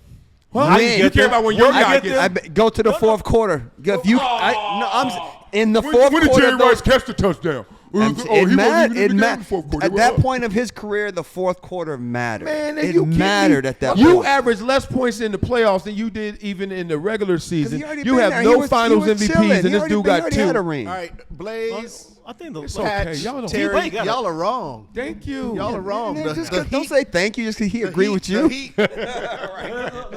The Heat made a turned point. Right. The Heat turned around when Dwayne Wade said, "LeBron, this is you stop deferring." Yes. That's when the Heat got stop being Pippen. Stop being. right, which was Stop being Pippen. Thank you. Stop being Pippen. yeah, but No, once stop being Jordan with the role, but not living up to the role of Jordan. Pippen. But no, Facts. 'cause Pippen was balling fully in that too. Fully. Right. So you let's- could be the one and right, not being the one you're first supposed of all, to be. let's get something straight. Scottie Pippen is one of the best basketball players to ever touch a Agreed. basketball. Agreed. So calling somebody a Pippen is not a bad thing. not a slight, for LeBron except for a couple of people in the whole history of the world. Yeah. But the Heat got good when when LeBron stopped being nice, letting it stay Dwayne Wade's team, and Yeah. he made it his team. And there was a sea change that was palpable, and you knew the difference of the team. And it did actually give the Heat some toughness. Yeah. And it did give them some depth. I agree. And LeBron did run that team. I agree. Those championship teams, those were LeBron teams. I don't know how anybody could say otherwise. And I don't even think D Wade would say otherwise, because he was like, he knows he needed to be the second player, because LeBron was a better first player than Dwayne was, and Dwayne was probably a better second player than LeBron would have been. And once they made that adjustment, that's when the Heat started winning. Because remember that in that first season, it was a mixed bag, and nobody could figure out why they weren't scoring like they should have, defending like they should have, because they were giving each other because They were too nice. They were too nice to each other. They all boys. Why do you think LeBron went to Miami? Like Yeah, I said yeah. before, Yeah, like I said skip it, before, skip it. because his agent, Was that an aneurysm? well, his agent and LeBron's agent were great buddies. You think They that's started why he went? CAA basketball together, and they decided to form this super team to try to dominate the league. Or do you think he went because D Wade had already won? No, because it was. So a if you're an pack- it elite was three talent of who them. just won a Remember, it was championship. D Wade by himself. Then it was D Wade, LeBron, and Bosh. Bosh and D Wade. Bosh and was there the whole Udonis time. Were always with. They were Henry Thomas clients. Bosh was LeBron- always think there, this though. is an No, he agent thing, wasn't. or do you think Bosh that came because from D Wade Toronto. was I know, an but he was there elite player when that LeBron won? came. Right. Yeah. He and LeBron came together. Yes. D Wade was an elite player that had just won a couple years prior. You Yeah, don't think but he they joined didn't- him for they- that? They didn't. Well, they knew D Wade was elite, but they didn't have firepower in Miami. They had D Wade. Yeah, but that was That it. was all the firepower he needed. That was no, it wasn't. Not at that That's how point. they won. Not at that point. Not at the is present still time when D-Wade in LeBron's his going. prime. Not when LeBron's going. They When don't have LeBron enough. came there, D Wade, they This was hadn't still done nothing prime for a D. couple Wade. of years. Yes. Yeah, no, they were kind of trash for a couple of Yes. years. Come on. Yeah. For a couple. You don't know I'm that? saying You this don't is know still basketball? prime But, D. Wade. but he's saying D Wade's career, he was still He a was still dude. prime D. Wade. Oh, yeah, sure, yeah. but the It's just team, like when you LeBron can't, like went we back, said he wanted last Kyrie. week, you can't do it by yourself. Right, You gotta but have he help. didn't want just You like when he went you back to gotta have a Cleveland, Pippen. he wanted gotta- Kyrie. Kyrie had not won up to that point, but he knew Kyrie was elite, and he knew, hey, if I'm going back, I need him. When he went to Miami, he went there because D Wade was there, and D Wade yeah. was Sure. he has shown improved. No So question. Yeah. All right, All right. Y'all want them to move? You want them to move over? Yeah, let's scoot it all in one. Here you go. Just Blaze didn't even know that Miami was trash from 07. oh no, I know they weren't good. They were in the East. All right. but they won in 06. So that couple of years window in time between A lot him happens. leaving- Yeah, that's like 4 lot years. happens. It is, but they Celtics. weren't There were several garbage. years. They were still a decent team. Kobe. They weren't bottom of the division. They were like They were close. 7th, 8th seed. It was pretty Still bad. a playoff team. But I still think D Wade led the league in scoring like probably a year or two before he got there, or something like that. I'm saying. Yeah, he I was think still LeBron elite. went to Miami because one, it's Miami with your boy who's a baller. I got to team up somewhere. I can't go to L.A. Why would I go to L.A.? They're gonna give Kobe all that love, or we gonna have to share too much of that.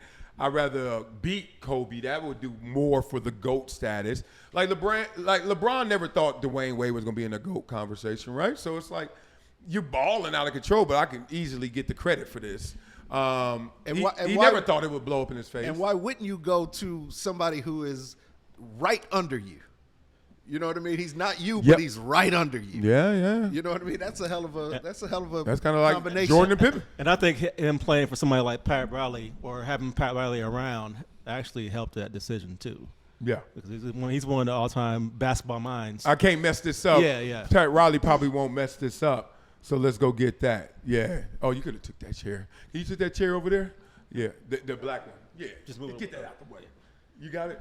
Trying to get these frames right. We breaking fourth walls now. It's still in frame though. All love. So I don't know why Just Blaze so stubborn on this. I'm not. 'Cause I he just forgot? think that I remember he was good. I mean, I know the Miami Heat were good. They were an okay team, but I know he went there because of how elite Dwayne Wade was, and they would not have won without Dwayne Wade. Like, he carried them. Yeah, like course. LeBron did his thing he through did- quarter he 1 through did not 3, carry and then him. D Wade showed up in the did fourth not- quarter. Yeah, but so you're saying that somebody who carries 3/4 of the water, All that water. You need closers when you win championships. sure, but you need You everything. need openers too. Right. And D Wade deferred. D Wade deferred to LeBron. Like, hey, I know you Guess can't what? close. He didn't have to do shit for 3/4, and Right. he was Nah, still he fresh. fresh. You know why? Because he knew that LeBron couldn't close. So he's like, hey, I'm gonna let you carry. You rather early. be the closer for 1 quarter than the opener for 3? No, well, we know D Wade can carry all 4 quarters. But in that team, he understood that he had to take a step back Oh, so Steph that Curry. LeBron could do his thing. Yeah. And then I'm gonna show up when we need us, which is the fourth quarter. Is this like a Shaq and Kobe thing where Shaq was dominant for 3 Right, and then quarters? fourth quarter, in the last Kobe 5 turns minutes, up. Kobe shooting the free throws, Kobe's going to the line. Yeah. Is this the same kind of thing? The same dynamic because LeBron didn't want to go to the free throw line. We respect Shaq Yep. and Kobe. We can still respect LeBron for not having that early on, having that killer trait. All right. Well, let's go a little more basketball news and the killer trait because there's some third options in L.A. right now that sparked a big debate this week. Austin Reeves versus Norman Powell. Who's the better option if you had to pick? Who y'all thinking? Who's the better player? Oh, yeah. I'll say it. It ain't that hard. Austin Say it. Reeves. I think I'll go with this. I'll say Powell right now. Really? That's a little bit above Yes. because Yes. experience and because he's not a liability on defense, and that's going to be a big thing for the Lakers. And that's my team, y'all know that. But they're going to keep picking on Austin in that playoff times, and like that's our Achilles heel. Him and Luka's defense too. So it's going to be. Not Luka. Lakers been playing great defense of late. We have, but Yes. like in Well, those wait a big minute, time they lost moments, by 30 to the Bulls. right? At But- full strength, Lakers lost by 30 to the Bulls. And I love Austin Full Reeves. strength, but, yeah. I don't want to. I think he's a great player. He's fantastic. He's a great third option. But as far as like having that big game experience and not being a liability on defense, that's where the line difference between those two players. I think. Yeah, people forget. Norman Powell's a champion too. People forget. Yeah. Like, no, he was in Toronto, got that chip. Norman Excuse me? Powell is a dog. Norman Powell, baller. Woo, he's both, a dog. both are ballers. Let me stop there. But I would take Norman Powell for what I see. Austin Reeves, though, has a sneaky ceiling. He's so Austin dope. Reeves a better player. I like Austin Reeves' offense. He's a better yeah. player. He's such a playmaker, and he has such a big bag. He can get his shot anytime, Yes. anywhere. He's long. He's sneaky. His offense is better. I think overall, I think Powell is a better player. But Reeves knows his place. He plays with the guys. He Right. knows where it is. He can play with the big dogs in. He can play when he's on his own. Now they ran him. I mean, he ran himself into the ground. You hear him huffing and puffing when he was there by himself.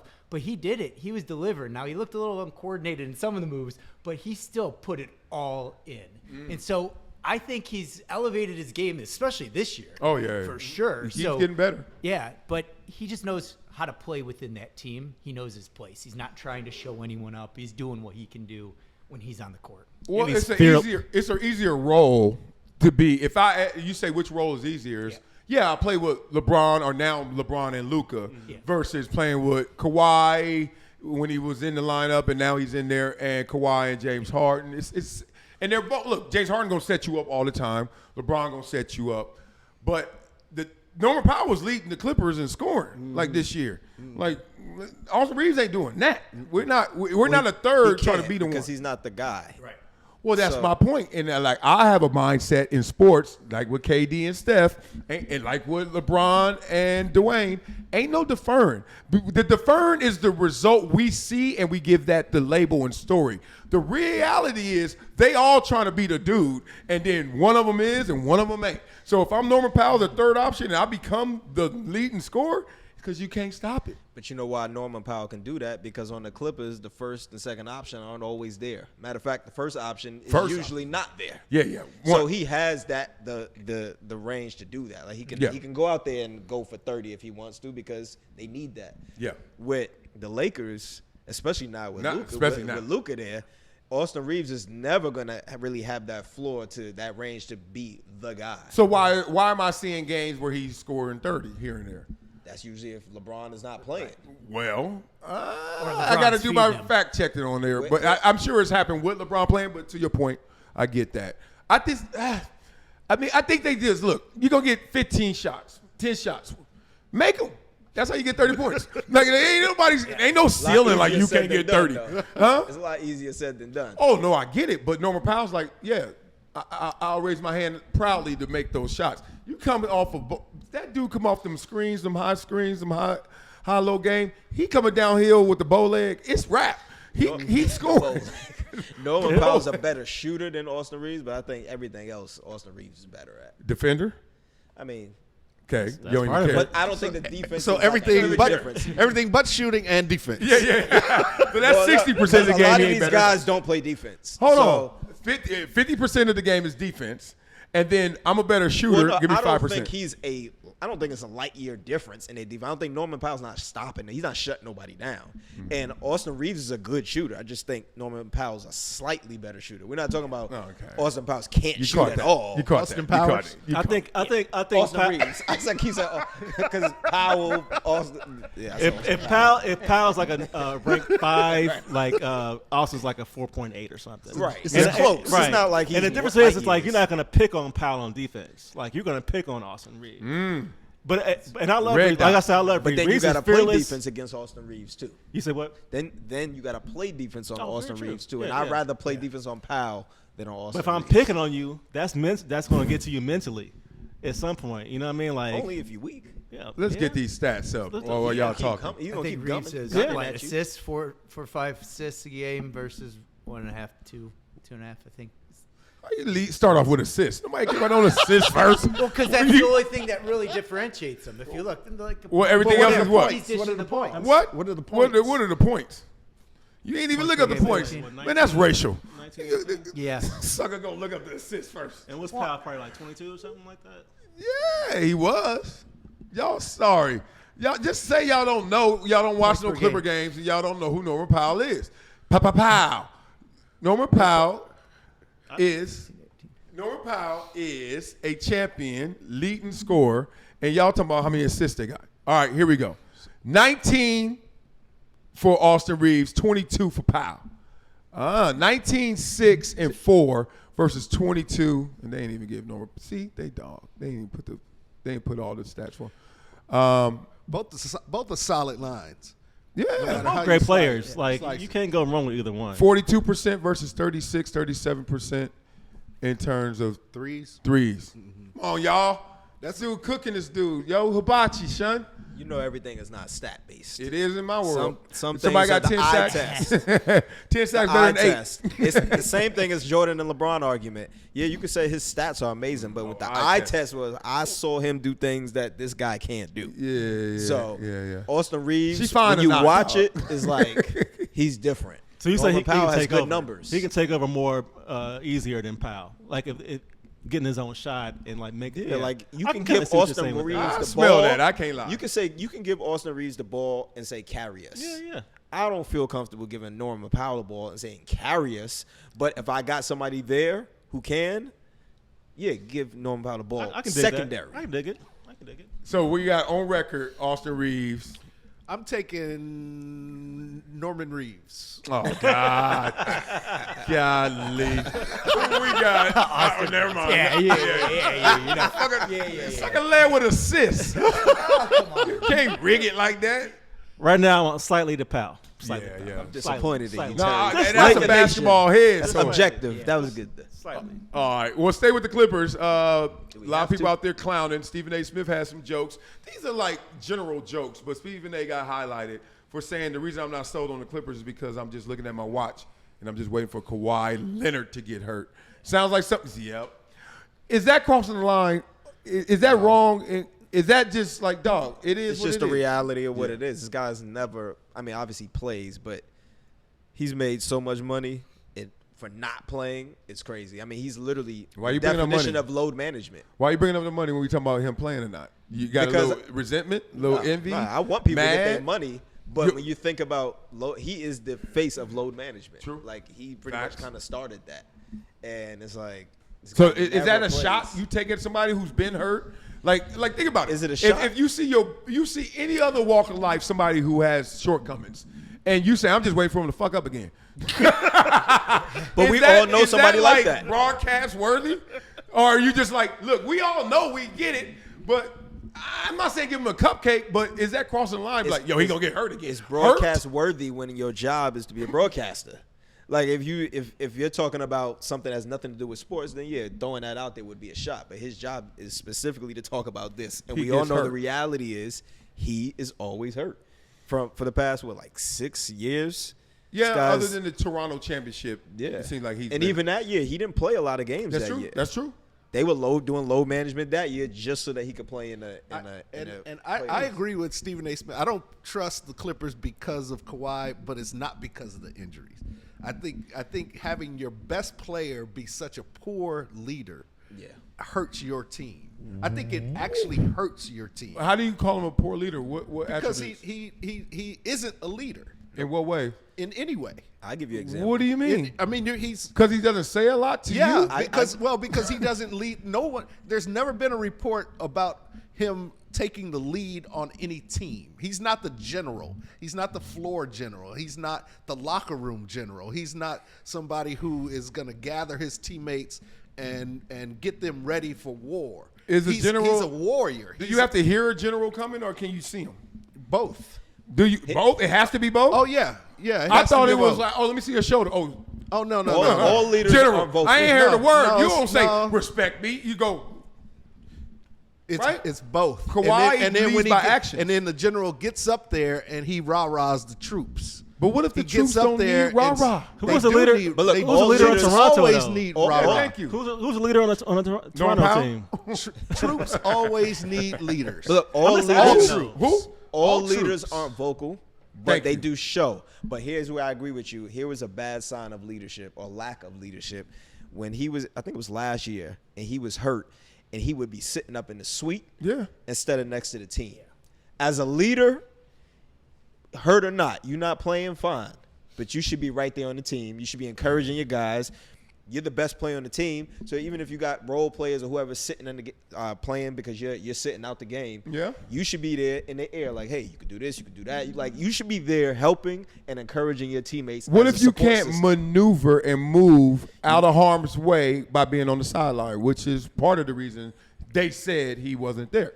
Well, like, you know that if they coming in for that loose ball, and it happens all the time, it happens to regular ass fans too. I ain't got it, dog. I can't maneuver, but you want me to give you this presentation of leadership when y'all already got a coach. Y'all got coaches, and y'all know what to do. And I can't get out of harm's way. Let me get healthy before I join you over there. Nope. Soft. Oh, That's soft. You didn't expect I that don't- response. That's all. I don't want to Kawhi hear was you. looking out. You not sitting on the bench because you're afraid that the ball or whatever might come your way. Come on. Oh, that's part of it. That is part That's of it. weak. Some of the what? Every Weak. player I gotta get does it. back there, not be on there and acting like I'm gonna help y'all and I ain't doing shit. I've never seen a star player ever Yes, you have. sit Yes, up you in the have. suite during a game Yes. Oh, with yes. his team. Oh, Who? yes. Tell in, me in one. sports all the time. All the time. Because LeBron all the time, He's the best player on the team, arguably best player in the league. Oh, still. well, LeBron sits a whole right different there. animal. LeBron will go to his son game and be running around. You like, I thought your groin was hurt. Like LeBron a whole different animal. When Steph is hurt, he's sitting right there. When but KD's hurt, he's sitting right there. Yes, and they all didn't have what Kawhi had, which is chronic arthritis in his knee on top of knee surgeries. You have a knee surgery, you're not on the sideline. Have you seen Kawhi? Have you seen what's my boy name? Kyrie. You seen Kyrie on the sideline? No, he's streaming. He's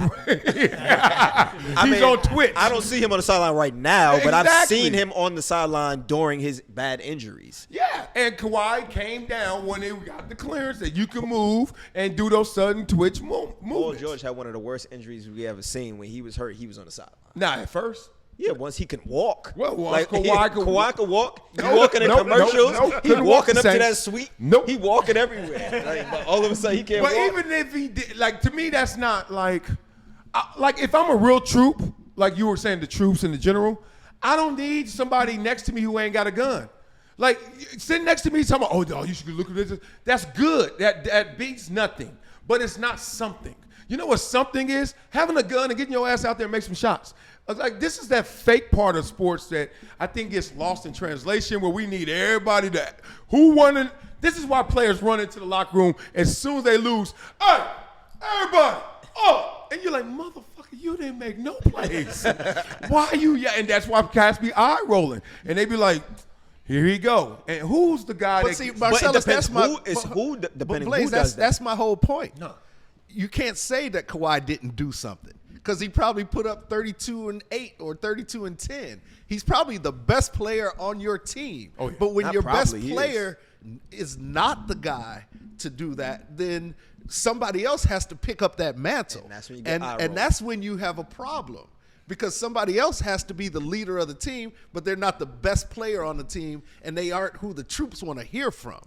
I don't know. The troops wanna- Spurs won 5 championships, never back-to-backs, and their coach was their coach. So I'm not going to put them in the player role. But none of those guys were the Barker that was the top dog. It certainly wasn't Tim Duncan. Well, Tim Duncan was the led by undisputed leader example. of that team. Oh, Lead well, by when example. Kawhi leads a team But to a Kawhi championship. Kawhi isn't a leader. No, we said, Hold on. he said both. I said he lead. led the Toronto to a championship. trying- We talk about the He went to Clippers. Toronto. So for when he Duncan was on- does it, it's He was fine. on The Toronto big for fundamental- that much We of talking about time. the- Yeah, but they that's- didn't want a champ. I'm trying to think who was the alpha dog on that team other than him. I mean, we got Gasol, but he wasn't there that long, was he? Was he? Who? Siakam? Yeah, Pascal Siakam. So they stop had playing with Fred me. Van Vliet, Stop playing with they me. He had- went to Toronto for 1 year, Yeah. and they won a championship that they've never won before, That was and a they've fluke. never won since. That was a fluke. We all know that. That's a what? Nobody thought they were winning that year. Who cares? They did it. They did. But So that and was a one-off. He did it like Duncan through example. I'm saying that was the outlier. There's a lot of injuries. But KD. Kawhi led. I just man, said, we I just down said the KD range. and Clay were hurt. What are you going to say? But I think where we getting sidetracked. But I still is respect I it, said though. from 2 things. I said everybody's not I said this 10 minutes ago. Everybody's not a vocal leader. Thank you. Some lead by example. But as Richie's saying, Kawhi's not playing, so he's not leading by example. He's playing now. Yeah, but we talking about when he's not playing. Like he's not the vocal one in the locker room, and then there's a bunch of games where he's not playing, which is why Stephen A said what he said. Yeah. 'Cause he's consistently out. So if you're not doing either or, then it's like, what are you I doing? just don't think Kawhi can be the leader of a successful team. I He truly already believe did that. it. It's hello. Is anybody here? He's won 3 championships, right? He wasn't But- the leader on them other teams. Okay, give him. I won't say that. And I don't that- have and to one say that, team- even though. one team was a missing piece that they got up in there for that long. Dude, you could tell me you wouldn't have made it to the NBA unless you were 7 feet. That's when you start taking away somebody's best part. Now, give him his part. He went somewhere that never won and won. Yes. How that happened, he was the best player. Best player and leader is not the same And thing. whatever, I don't care. Leader is you defining it. My- Best player is you can actually define it by We numbers. just talked about No, it. it's- Miami Heat. D Wade was the leader of that team. LeBron was the best player. So when he went to Toronto, Kawhi was the best Opponents player. would not agree with you. You know why? Because the one putting the ball in the LeBron bucket wouldn't is, agree to with me, you. the best player, and that's who was leading them to them championships. Nah. Who won LeBron the went finals to MVPs? Wade County. LeBron went to Wade County. We all know D How Wade was the come your leader of house that can still team. be the man? You come can to my be. house and still, no, it really You can can. happen. You can. People have, that's, part of a lot, like, divorces happen. People can run up in your Somebody house. else was in your house. No, Alex, somebody can't run up in your house, dog. Please don't be that. Not while you there. If you the leader, you might not have been Now the leader you now thought the you leaders was. have fallen. There have been fallen leaders in this world before. Man, y'all better stop playing. The situation in Toronto is simple. And I got to find these numbers for you so you can really understand what I'm talking about. He was the best player on the team. You can say he's not a leader because he doesn't say much. But, dog. No, he led by wanted to- example. He led by example in Toronto. He was playing. He don't play. He barely plays now. He plays all the time now. What do you mean? He ramped Let's himself pull up up. to I the don't last, got the stat. he's Let's been see how playing the many last games 2 months. Kawhi has missed since he's been on the Clippers. Oh, don't do that. Don't do that. No, my point. But Don't bring your facts point is into Don't it. bring the facts. your point is valid to why Stephen A. said it. That's what but it I'm was. saying now, are you crossing the line? Because you also could find some evidence of him not always being hurt. It's been a while, but him not being hurt. But even if he is always hurt, are you wishing hurt on him? Or are you just expecting hurt on him? I don't think or that's is that wishing crossing it. the line? I don't think he's wishing it on him. I think that's the reality of what it is. It's like, hey, this guy's always hurt. I don't know the stat. We could look it up. But I'm pretty sure that Kawhi has probably missed 50% or more of the game since he's been on the Clippers. So if anything is more than 50%, is now the majority.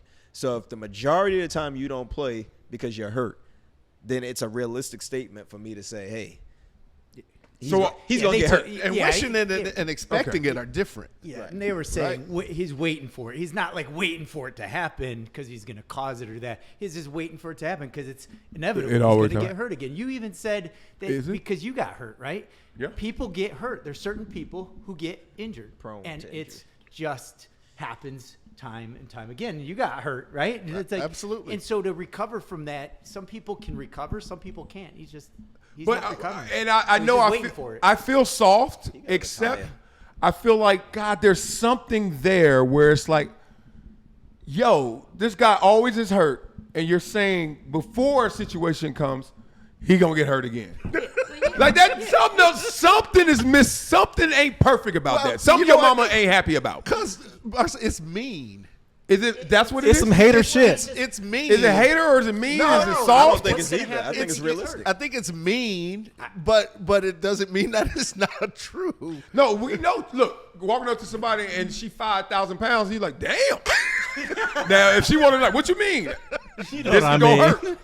But it's true. But it's you big as true. shit, right? You can say that, but then the point is, now when you see her, you're like, I'm just waiting for her to see her again. She's gonna be big as hell every time I see her, knowing she's trying to work on it, knowing that no one wants to. Nobody be wants to be hurt. Right. So it's like, Well, he should have said, what's he doing to not be hurt?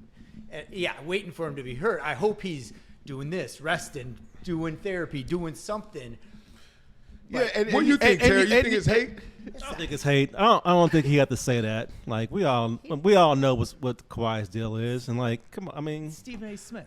You I don't know. get- you I'm don't not get- even mad he said it. I'm just and I mad think- that it ain't. You don't get something ain't right. $120 million contracts Yeah. by taking the No, high road no. and being the You- nice. you- in that same High report, road is me, and you sit here and do podcasts with the homies. You don't get 20 million doing that. You better not. You got to start some shit. in that into same existence. report, in that same report, we gonna get our 20 though. Stephen A. was talking about last year how Kawhi dropped 30 points against the Suns, and then the next game he didn't play, and he's like, I didn't see him get hurt. Why he's not playing? That ain't your business. If the guy can't go, he can't go. That's what it is. He got hurt just because you didn't see it. Yeah, he did say that. He did say that. Yeah, and that's that was whack. wild. That was That's wild. whack. So no, You I walked agree. off the court looking normal. Then you came back, you couldn't play. right. That's, Yeah, I went home. But some players, you do got to question that. Because there's some players that have a track record of missing games for stuff that they could have played through. So I think if you got a play like that, it's worth it. I don't think Anybody Kawhi's else, that, though. If LeBron looks fine, He and he walks up grinds. the court, and then the next game he don't play, because of his track record, I'm gonna give him the benefit of doubt. Like he must really be hurt. Well, will you Because that's give- not his thing. will you give if you Kawhi- miss 50% of your games, and now you say you hurt because your pinky hurts? Can you give It's like Kawhi the benefit of the doubt? No. He won a championship with Danny Green again. Serge. He boxed up. I love that name. Got Serge. Okay, so all all right. So wait a minute. Danny Green was a very, very, very, very good NBA player. Look, how many times you in love? Just say you're in love. I love. Well, I mean, he played. Very, very. It doesn't mean anything to me. He played What do you until mean? he didn't want to play anymore. Danny Ferry. Danny Ferry. Danny Green. Danny Ferry. All right, you gave him 5 very good. Serge Ibaka was good on Toronto at that time. Okay, I give you that. This is good ain't gonna win you no chips. So you gotta be great. Marc Gasol. You need one great and the rest good. Yes. Fred VanVleet. He's good. Kyle Lowry. He was good. Yeah. Pascal Siakam. Yep. And none of them averaged 20. But let me digress. But they all average what, like 15? They all got under 20, whatever that is. It goes low. And then You got there's 6 Kawhi. guys averaging 15. You got 29, 10, and 4. Come on. Come on, man. But what we doing let's here? Look at the rest of those guys too. And there's a 10-point gap damn near. I mean, we know he was the okay. best Listen, player. nobody's questioning his basketball Who led that greatness. team then? Who, let me hear y'all say who's the leader of this team. He led by example. Maybe Lowry, maybe. He was the best player. Maybe Kyle Lowry could have. maybe. Maybe. I Maybe would- Gasol. it I probably think was Gasol's on that team too. Oh yeah, probably was. Huh? As long as they Kawhi. Gasol, no, Kawhi led by example on the court. I'm saying off the court, or in the locker room. It What definitely. you mean? wasn't What him. time meeting is tomorrow? Like, what you mean lead? What do I do? You need vocal leaders in locker rooms. Like, and say what? It depends show what up on time? Depends what y'all need. Depends what the guys you play with. I Some need guys, points. I need rebounds. Some I guys. don't need Boy Scouts. I don't need You valedictorians. didn't need that, but there are guys who do. No, my teams didn't need it. We needed some more passing, some more running, some more sacks. We would have won a championship. Here's the contradiction to that. We Go. hear it all the time. Teams literally bring in veterans for leadership Yeah. because they got a bunch of young, talented players who just be all over the place. So they need a guy to come in that locker room and say, "Hey, we need you to help steer this shit." So we can't act like leadership doesn't exist. You have fell for the banana in the tailpipe because coach knows, happens. to protect myself, I brought in all the leaders on their level because I can't coach them. I'm just saying it happens. It does happen. It happens, and it's a fucking lie. So what you're saying Like- is that's like- bullshit. Look, if you're on a team, and they said this, was it Kendrick? Kendrick Perkins recently said he was the leader of one of the teams. And they Let's like, talk about Vince Carter. Huh? That's a better No, example. go ahead. But no, Kendrick- Kendrick said it. Kendrick. Oh, He no, literally OKC. said it. OKC, OKC. right. Yeah, And he you said got it was OKC. Durant, Russ, Harden was he gone by then? No, he was- Maybe. No, He was still there? Harden there. You think that ball is listening to Kendrick Perkins talk about, hey, man, what you doing later? And I know he did his part in trying to be like, yo, I kept the guys together. Team dinners and brought them together and let them stop beefing. The ball is listening to the baller. That's not a Kendrick leader. thought he was brought in as a leader. Kendrick thought Okay, that. go Vince Carter, whoever you I want to think go. Kendrick was brought in. They brought him in for toughness because that team was considered soft. So they brought him in to be like the abuser, like take the hard fouls and all of that. Leadership, I don't think he was there for. But Vince, they kept Vince in Atlanta all those years specifically as a leader because they wanted him to be like How'd that to help turn out? control the locker room. Here's a question. That's what coaches be doing. Who was BSing the media. Who was the leader last year on the Celtics team? Was it Al Jaylen Horford Brown. or Jaylen Brown? The point guard's name? Jaylen Brown or Jaylen- Jason Tatum? Drew Brown. Holiday. Was it Holiday or Jaylen Horford? Brown is the leader. Brian of that White? team. Probably Drew. Or Jaylen Brown. I would say it's probably between Jalen and Drew. Well, the it's fact Jaylen- that you Jaylen don't been know there. proves my point. I know. You don't need no I'm lead. You saying need Jaylen ballers. You need I dudes to think win. I would go with Jalen It's Brown. Jaylen Brown. maybe. He's the leader of that team. But he's not the star. He's the But he's star not the play- best player. Right. Well, they Well, say he was he's the best actually the best player player in- too. I was think he Finals is. MVP. I know. I heard a lot of people I say he's think the he best is. That's where we two-way. get confused by stats. Tatum is the best skilled player on that team. It's not even close. But Brown, I'd rather trust a stat than your version of skill. no, because if you trust the stat, then Jaylen Brown wouldn't have won the Finals MVP.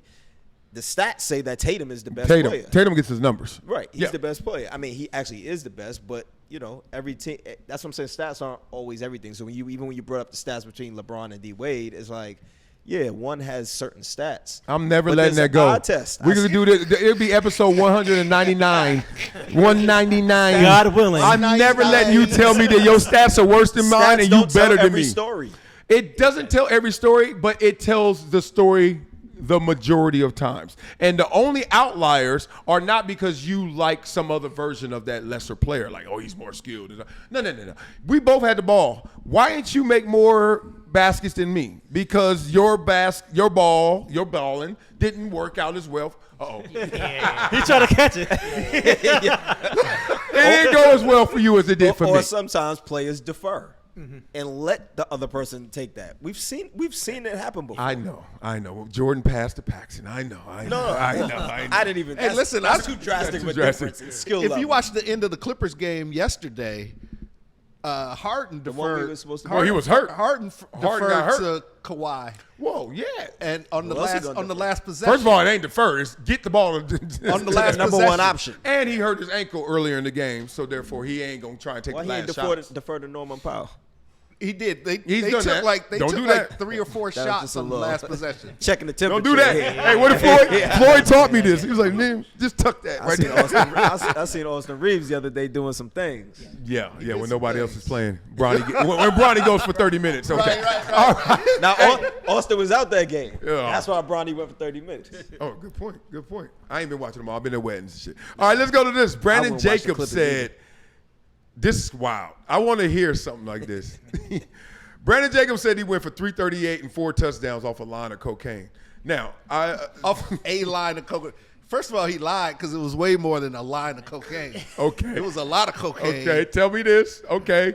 I've never done cocaine. Lim Bias did that for me, young age. What did Bob Marley right say? off of it. A wise man learns from others. I was like, I remember watching that. Yep. And I was like, that basketball player died? And they were like, yeah. And they said because he tried cocaine for the first time. Yeah. I mean, look, I'm just telling you what they told me in my young virgin ears. Yeah. Absolutely. And guess what? I literally told everybody I knew.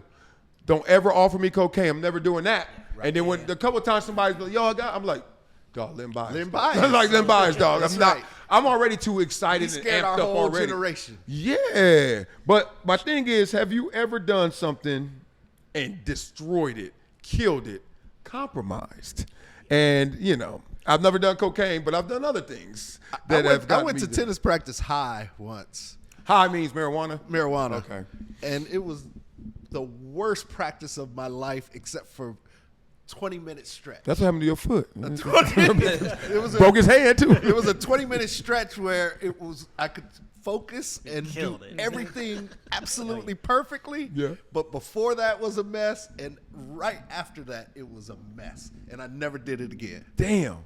Like a mess, like mess. Now, if you would have succeeded in that, you would have been on that blaze again. You would have like, oh yeah, and that's what happens. That's what happens with athletes and musicians. Musicians are really good for this. Oh, yeah. Because they'll have a drink or something before a show. Oh, yeah. They'll knock it out the show, and then they think they have to have that drink, every time before the show. Yep. I've seen that with 1,000 great, like, high-level musicians. So true. So, but with sports, you can sit there and it's tough to. I'm not a cocaine guy, but weed. oh, that means you're hit it. Let me stop. Hey, I couldn't be a detective. You know you're fucked up, don't you? That's okay. What? You don't have to admit you do cocaine. No, I don't. I tried cocaine once. Oh, okay, I and knew I it. didn't like it at all. It Really? made me feel. Did it like you? No, but it made me feel the exact opposite of what it made everybody else feel. What do they feel like? People say cocaine makes them feel like Superman. Oh, really? Yeah, and they can do anything. As John Nostrils flare. No, John, you perked John up. said Did he yeah. perk up? I was like, Say yeah. But with I'm like, me, are we in the manual or something? He was with like, me, yep. it made me shiver up in the corner and want to go home. I was like, this is terrible. Okay, so just get this out of there. Has anybody done anything more than cocaine? Like, I know y'all ain't gonna admit it. What's you more lying. than cocaine? Like PCP Oh, or some heroin, crack. Okay. I've not done any of those things. I have stopped with a margarita. Like I did a margarita, a little weed. That's life. I always had a natural high, so I never tried. No, none of that. you're a narcoleptic. Motherfucker was going to Only sleep way to in the middle. Look at him. I know that Hennessy sleeping gives you out. special powers, depending on how you use it. But you know, I do know. Yeah, no. Okay, so we playing in this recreational world. Okay, have you ever done anything compromised? Had a beer, Yeah. great golf round, like what? I'll be the whitest guy here. Okay. Bowling. I was I love bowling. Yeah, bowling. I love bowling. My But it's fun. 7th game was at my 40th birthday. Where a bunch of guys all together drinking. Last game, I bowl strike. He's on fire. Damn. Open frame. Oh. But strike. 270. Best game ever. 270. And my best was like 250 before then. And you was already. yeah. Bow. No, but that shit was was like that was 150. once. That was and you just left got that in a out. groove because Better story. It's just you get in the groove, and then golf, you're like, yeah, you get rid of the jitters, you got that, and you just ease into it. I could never do a contact sport or anything compromised. Damn. You tried though. I won a game show completely drunk from the night before, though. What game show? What game show? Weakest link. Oh, I remember that. Oh, Completely drunk from the night before. Like, Wow. like my girlfriend called me, who I ended up marrying, my ex-wife, called me like, are you up? She back. Are you up? He the weakest link. You the weakest link. He been bringing his ex up a lot lately. Like We were married for all the time. More than when you were married. It's a whole lot of. I hear a lot more about her We now. were there for a whole lot of shit together. You know what I mean? What do you want me to say? But I was completely drunk at NBC Studios, 7 in the morning. We had gone to see Michelle Ndegeocello the night before, Man. drinking tequila, and I was passed out on my bed. I was smart enough to pack my clothes for the show the night before All right. and have them in the car. Okay. My phone is buzzing. She calls, wakes me up. Are you up? You on your way? I was like, what? What's going on? Oh, She's like, you nothing got worse. the weakest link. I'm like, Nothing oh, worse. shit. Nothing worse. I get there, I am literally still drunk.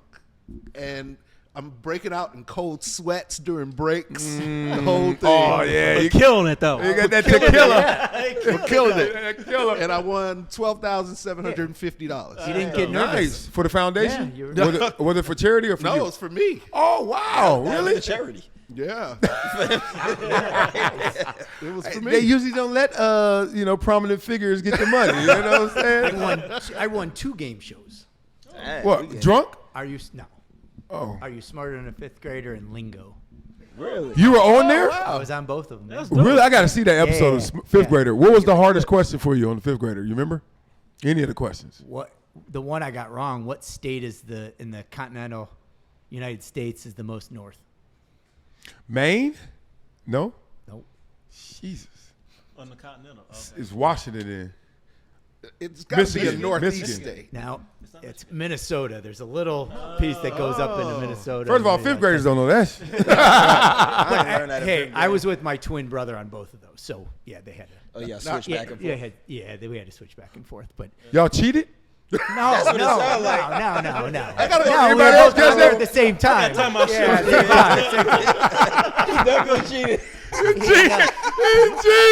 You cheated. I'm outing all y'all. He cheated. He was drunk and he cheated. At the table. He was like, no.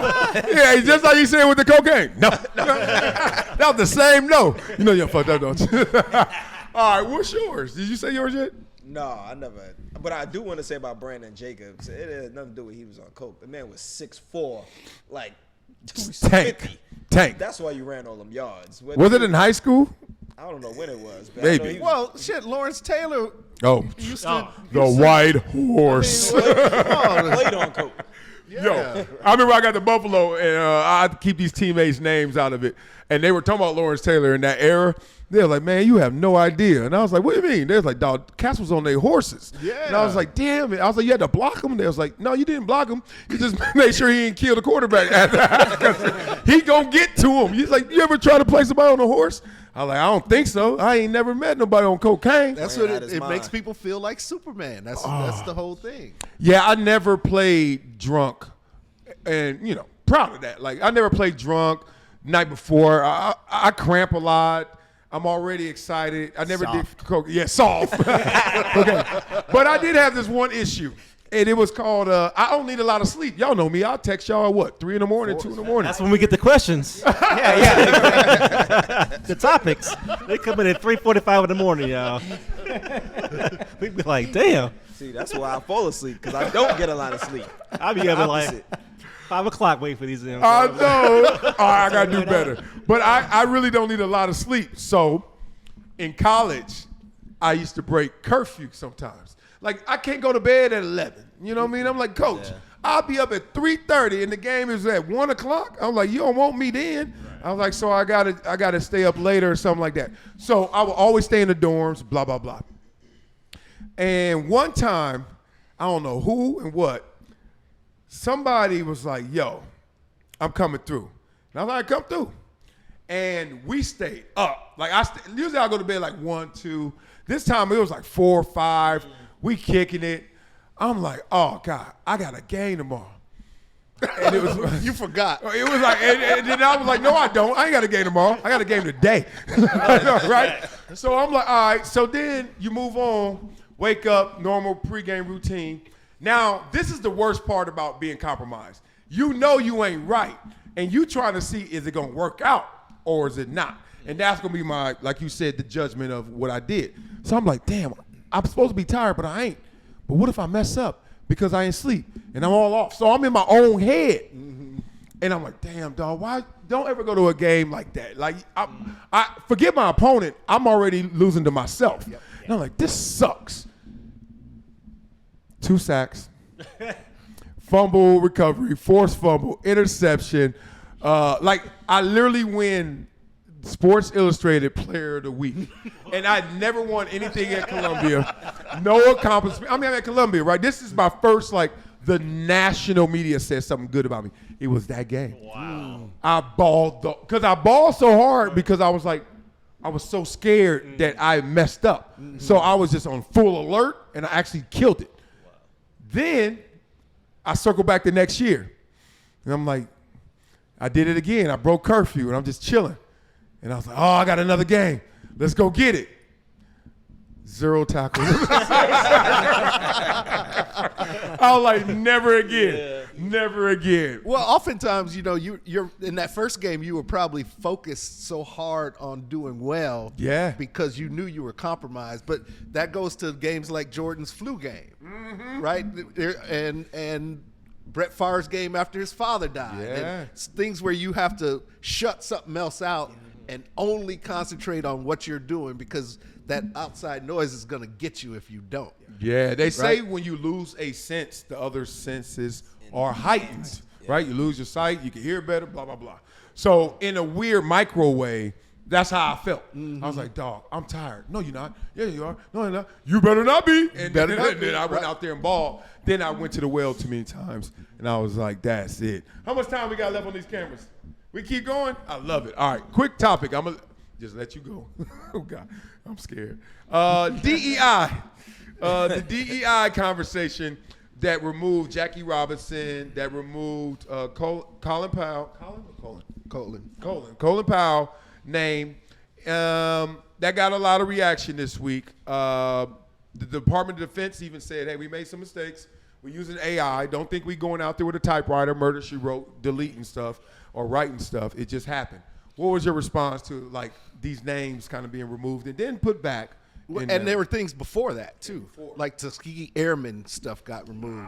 Triple nickel stuff got removed. Ouch. And if my thing is, what makes all of this so dangerous is what if it doesn't get put back in? Mm-hmm.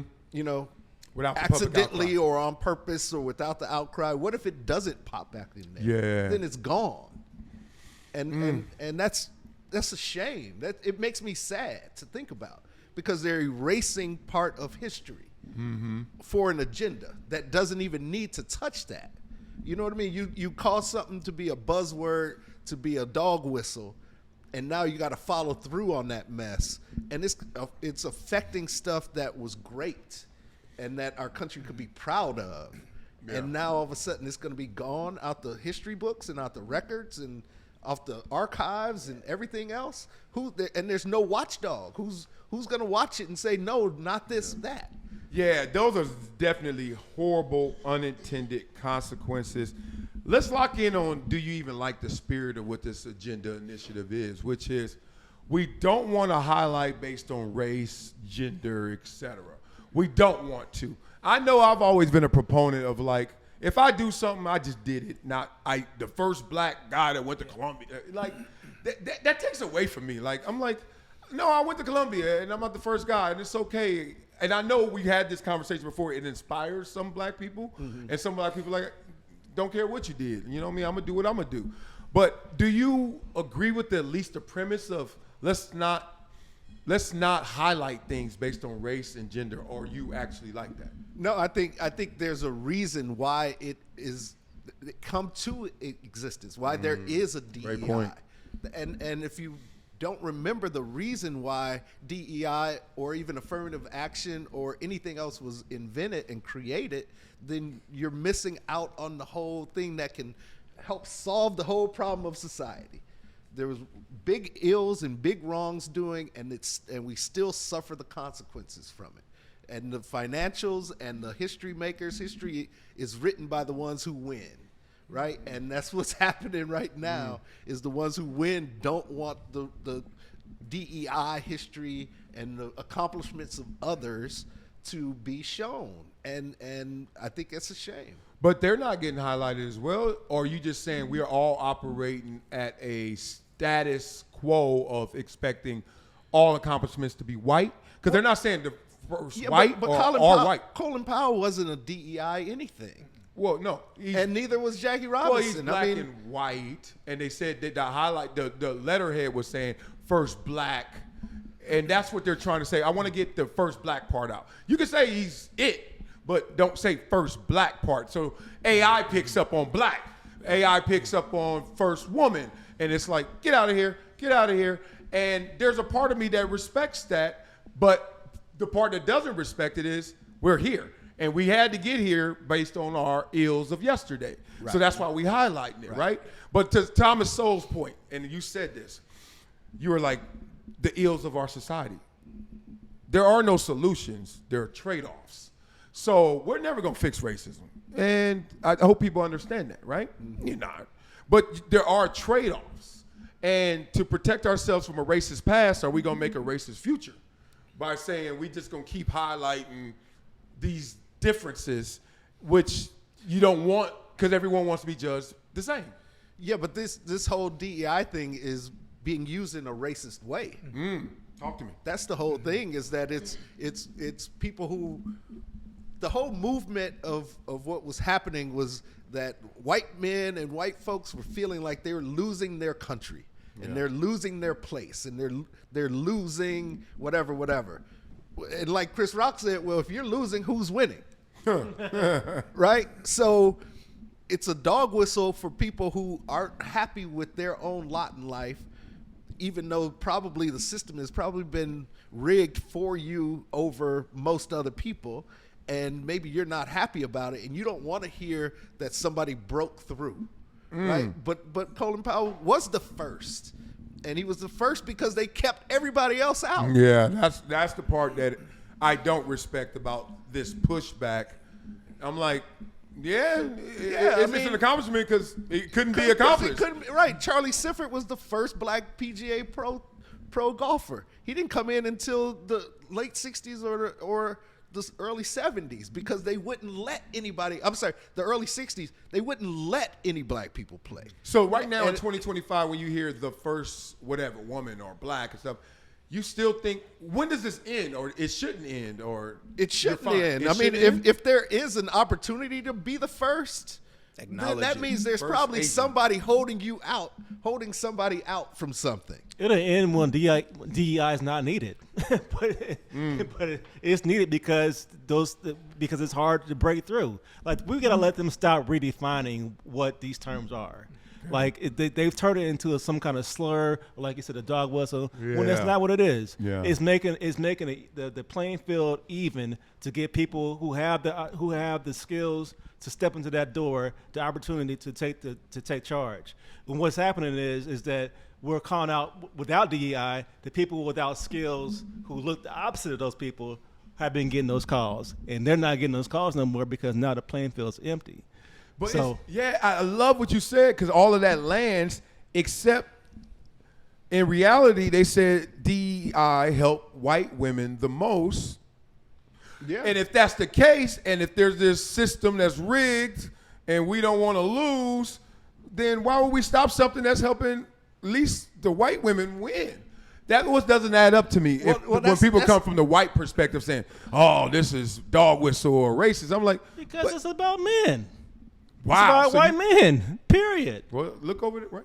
That's my. I can say that. I can say that's what it is. I mean, that's who's getting offended. That's who the dog whistle's hitting. That's who's hearing the dog whistle. Wow. So not white race, white men. Yeah.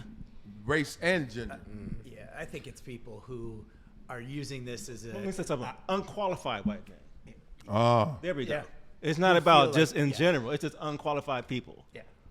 So I didn't mean to cut you off. No, who feel like they're. That was using DEI their right there. opportunity. Look at you. People.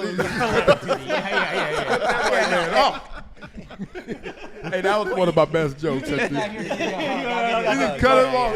Her quota. Huh? James Evans was No, James Evans, that was good. Hey, That was good. I even got that. That was a great Chicago I reference. got that one. Cabrini Green's finest. Yeah, DEI, it's the people who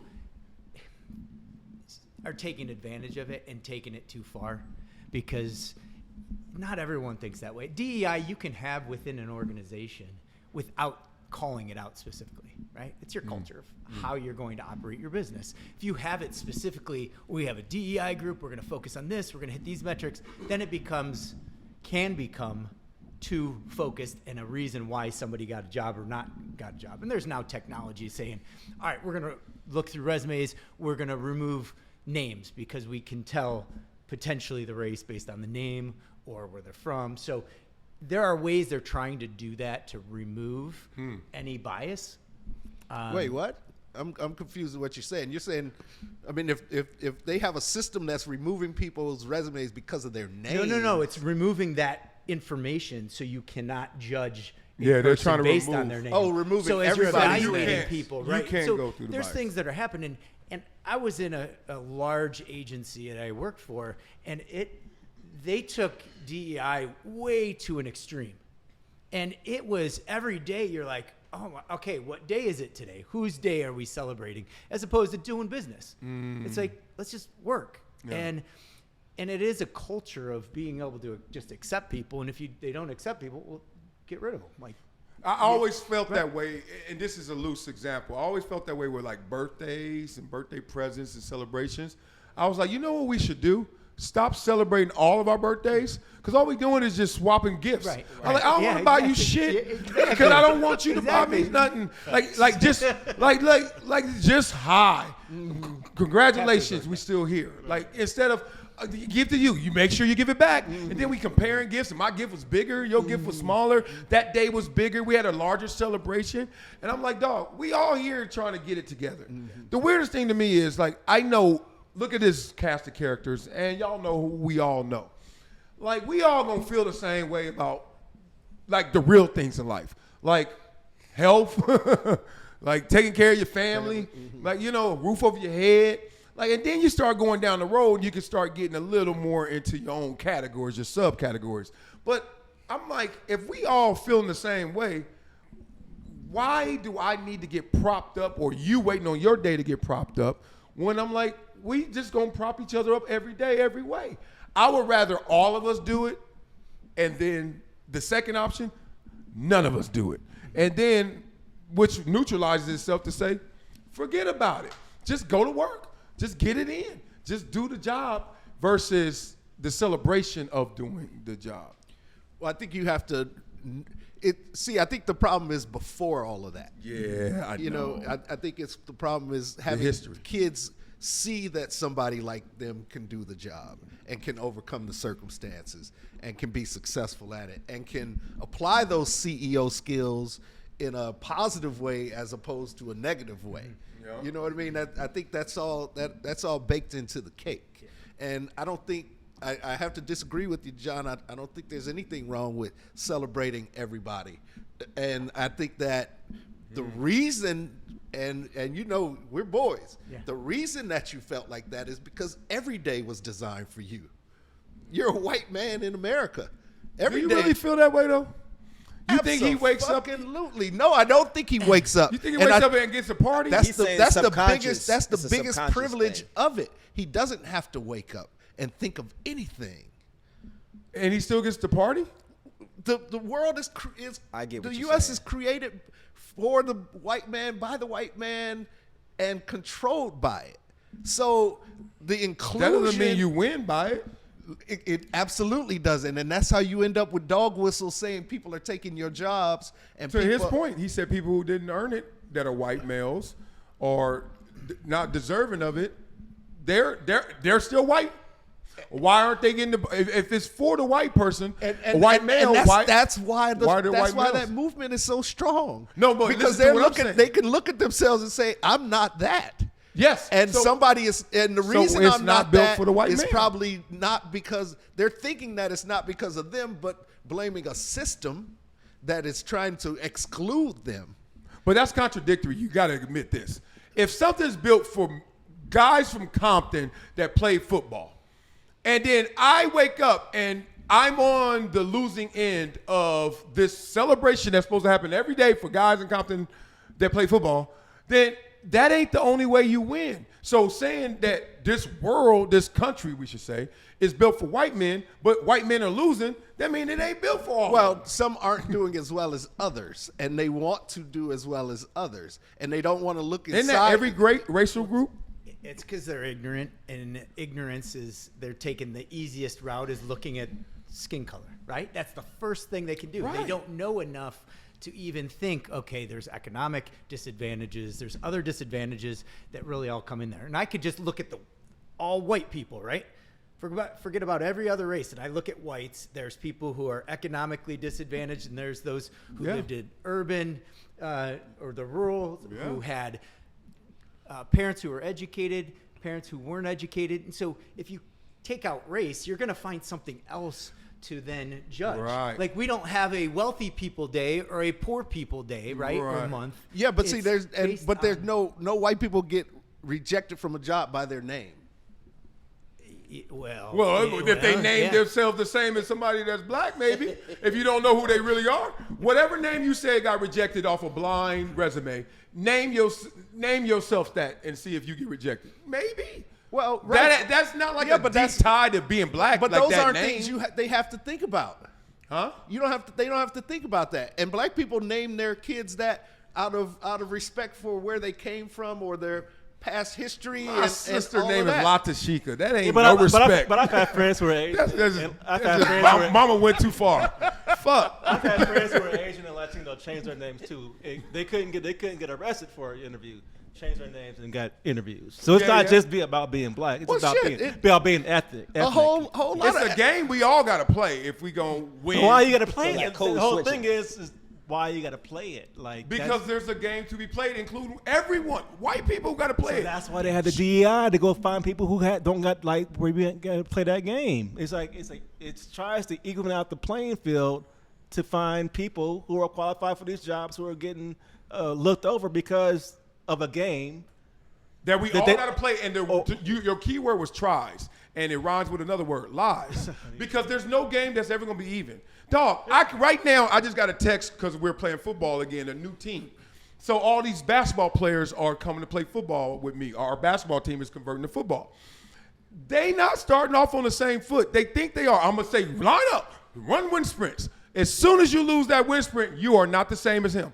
I ain't looked at his color. Like, I look at life like that. Like, I'm walking in with an anticipation and expectation of bias. Like, ooh, this one kid, Aiden, he tall and fast. Ooh, he gonna be nice.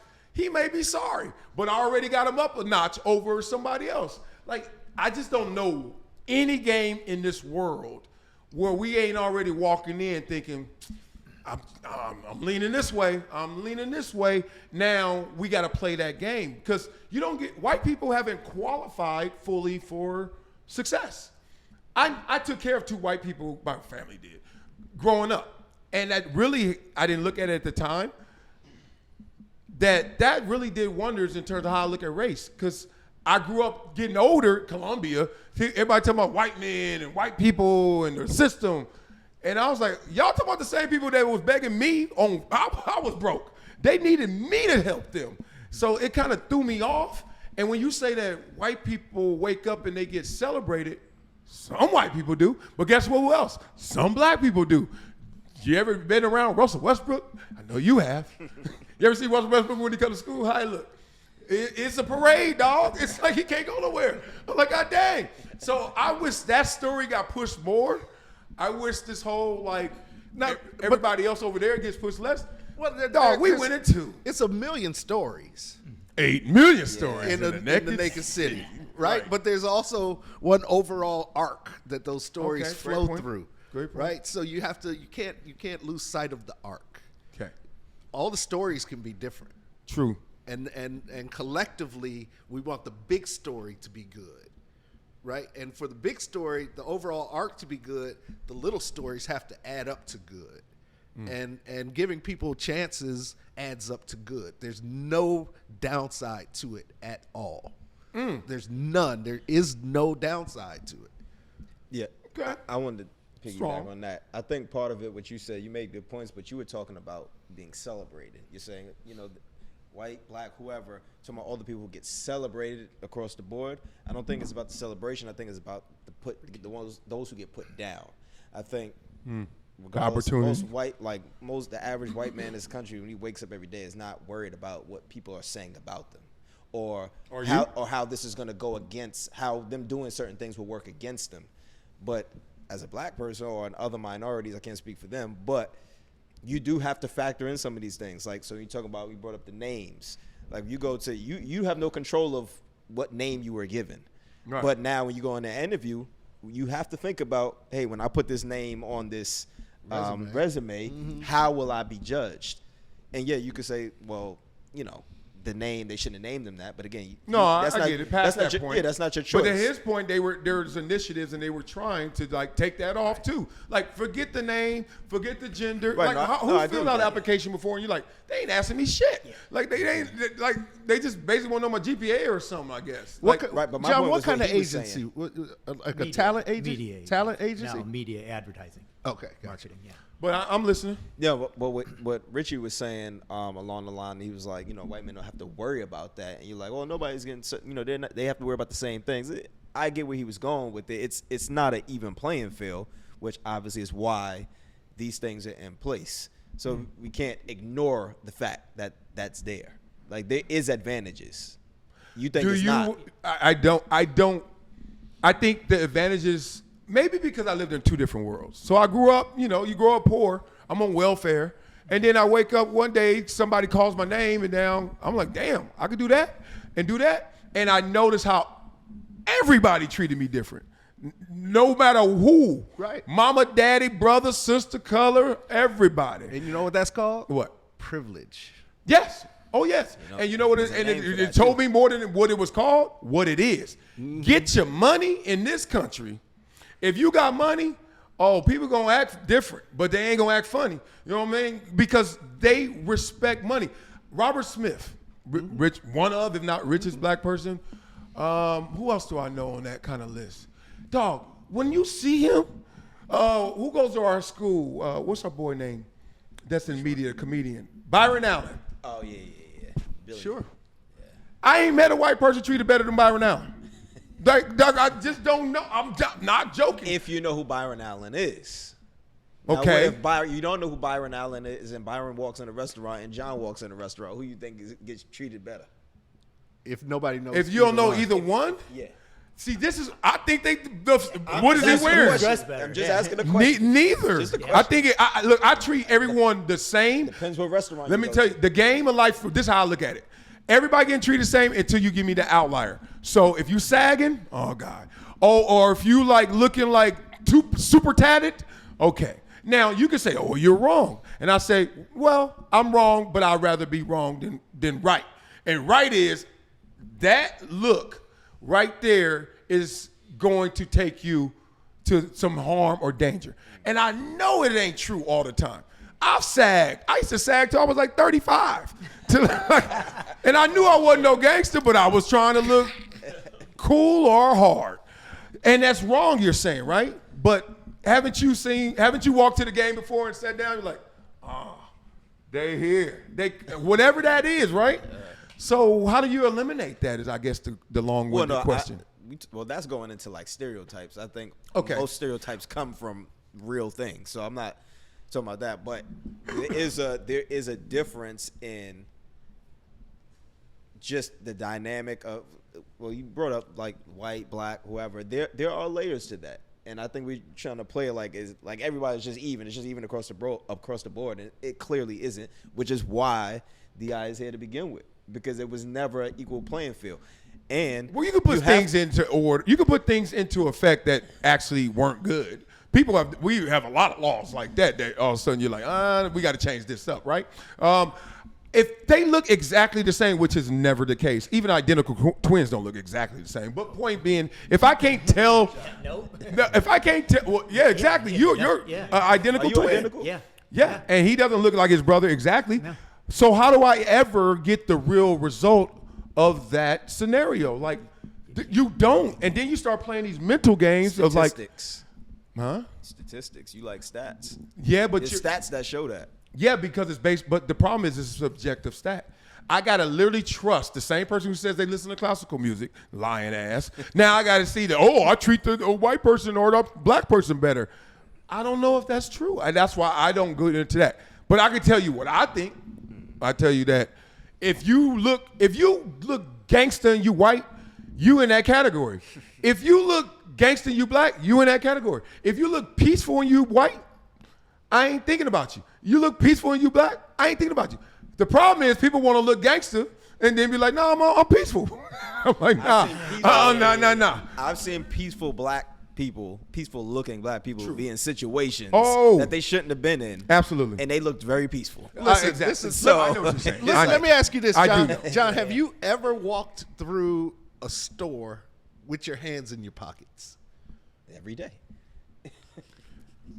Sure you have. Yeah. Huh?